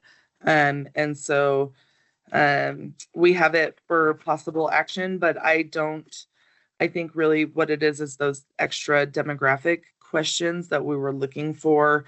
And then we wanted to discuss increasing those returns and the activities, but with Mary sick and Pam out and us out of time, I think we're in good shape to report better in January, if at all possible. If we wait until March, we'll already be in the swing of survey. So if you could look at those materials, and then really like the only outstanding thing which we can address in January, or you can leave it to the Part C office to decide, is that demographic information. Like, where do you want us to dig in? We're very into language and geographic region. We can look at disabilities. We can look at all kinds of things as long as those data are available in the system and to explain our state as a population. So I guess that's the only piece on number 9. For 10, I know I'm skipping ahead. I'm sorry, boss.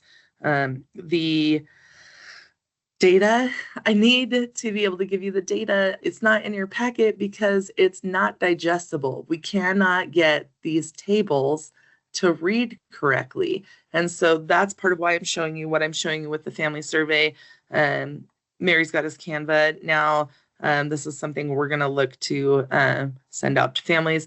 I want to be able to report the yellow bar information to you in visuals, like in infographics, rather than a 500-line Excel spreadsheet. So that's really the update that we were looking for in 10, is that we have data. Some of the exit data have been corrected. I know that Randy has worked on that really hard with the MA team and Danielle. So exits affect transition plan, affect transition meeting, affect LEA reporting. And so it really touches like a lot of places on that yellow bar. And so I don't have those for you because I'm waiting on corrections so that I can give you the correct data. Those did go into our vendor yesterday. And so then I can pull and have clean data for you in January. But it's about how you want to see it, whether you want to see it in infographics or if I'm supposed to be downloading tables and putting them into Word so I can read to you. That's what we were looking for. Really like what data are needed and how do you want to see it for 10, and then including that as part of your mode and frequency of delivery. But I think that goes along with your 6 meetings a year versus 4. So I think that can probably be attended to later also, or we can take ideas, but that's for 9 and for 10. Yeah. So, Melissa, there's been a couple, and I know Mary's capturing the chart or chat, or Jalen. Someone is for us. Thank you. I appreciate that. And all of the comments. And I think too, are looking at like us now planning more annually, we will plan it more intentionally for target setting and the family outcome survey so that it can be done in a more timely fashion, particularly for the Part C office. So it's not kind of like it needs to be done today. So how do we do it? So we'll be planning more in advance for that moving forward. We'll also be using some of our subcommittees, including the family support and resource subcommittee. They'll also be able to lead some of that review of the family outcome survey moving forward. So I think as well, I think I'm going to work with, so I've been working with Mary and the other people in the Part C office to take everyone's comments and suggestions and feedback into improving our work together. And I think part of that is I'm going to ask you all is we're going to develop a survey to help kind of what the things that Melissa was talking about is what data and information do you want reported from our different agencies that do report data? What do you want? How often do you want it? And how do you want that information so that we can work with those offices to provide that information for you that is one, usable and meaningful, and also accessible in every way that we need to have that. So please be on the lookout for that. Sometime, I know December is busy, but we'll try to get that in this month so that we can plan for our future meetings with that. And yeah, just please respond to that. We really appreciate that. So yeah, Melissa, are you like listening to us? All those things in the chat. So that's really great. So I think we've gotten to everything so far on our agenda. Any last questions for Melissa, who I want to thank for doing most of the meeting today? Thank you very much. You did a great job. But any last questions for Melissa?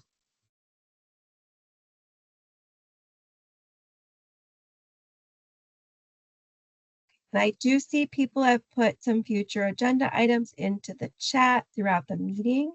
So I appreciate that. And I know that we're capturing the chat, so we'll have those for me. Thank you. A reminder too is you can email us to do that later. I will say too, when you do suggest agenda items, we will plan them out across the meetings too, just to make sure we're mindful of time. And so sometimes we knew we had a large section of time that to be devoted to this today. So other agenda items we know are going to be moved over. So, okay, we're going to go to item 11, which is public comment. Does anyone have any additional public comment for today?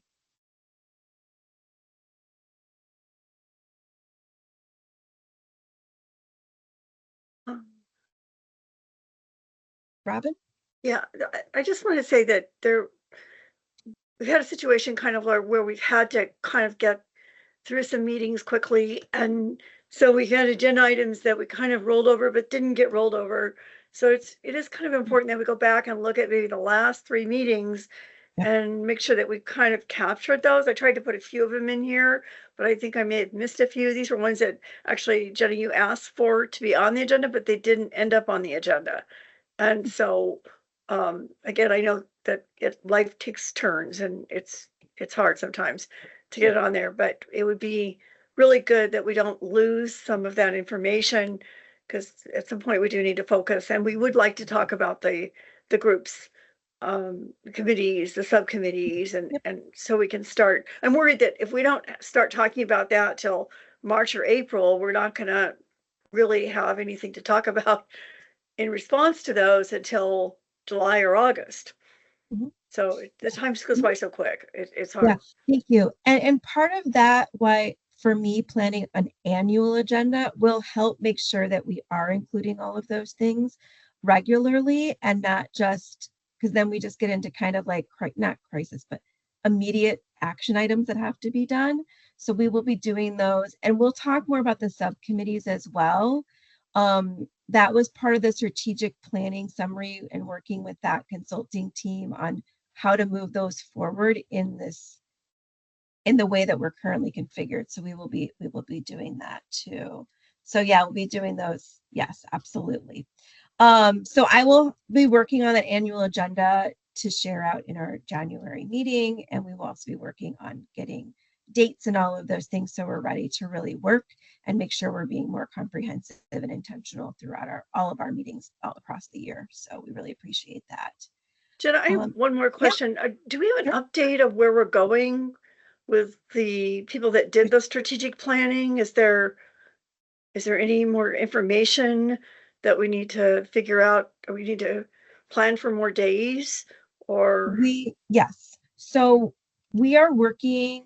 I will give you more information in January. We are in the planning phases of what those next steps will be and working out when those activities are going to be happening.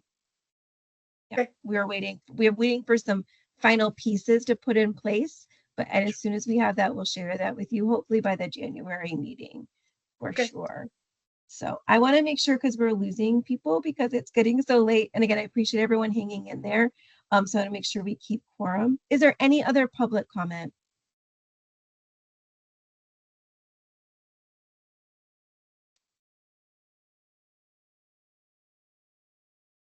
Hearing none, I want to end by thanking you all and giving lots of gratitude to you all for doing hard work in the state, but also for this council, and really dedicating your time and energy and effort to making this council being really effective.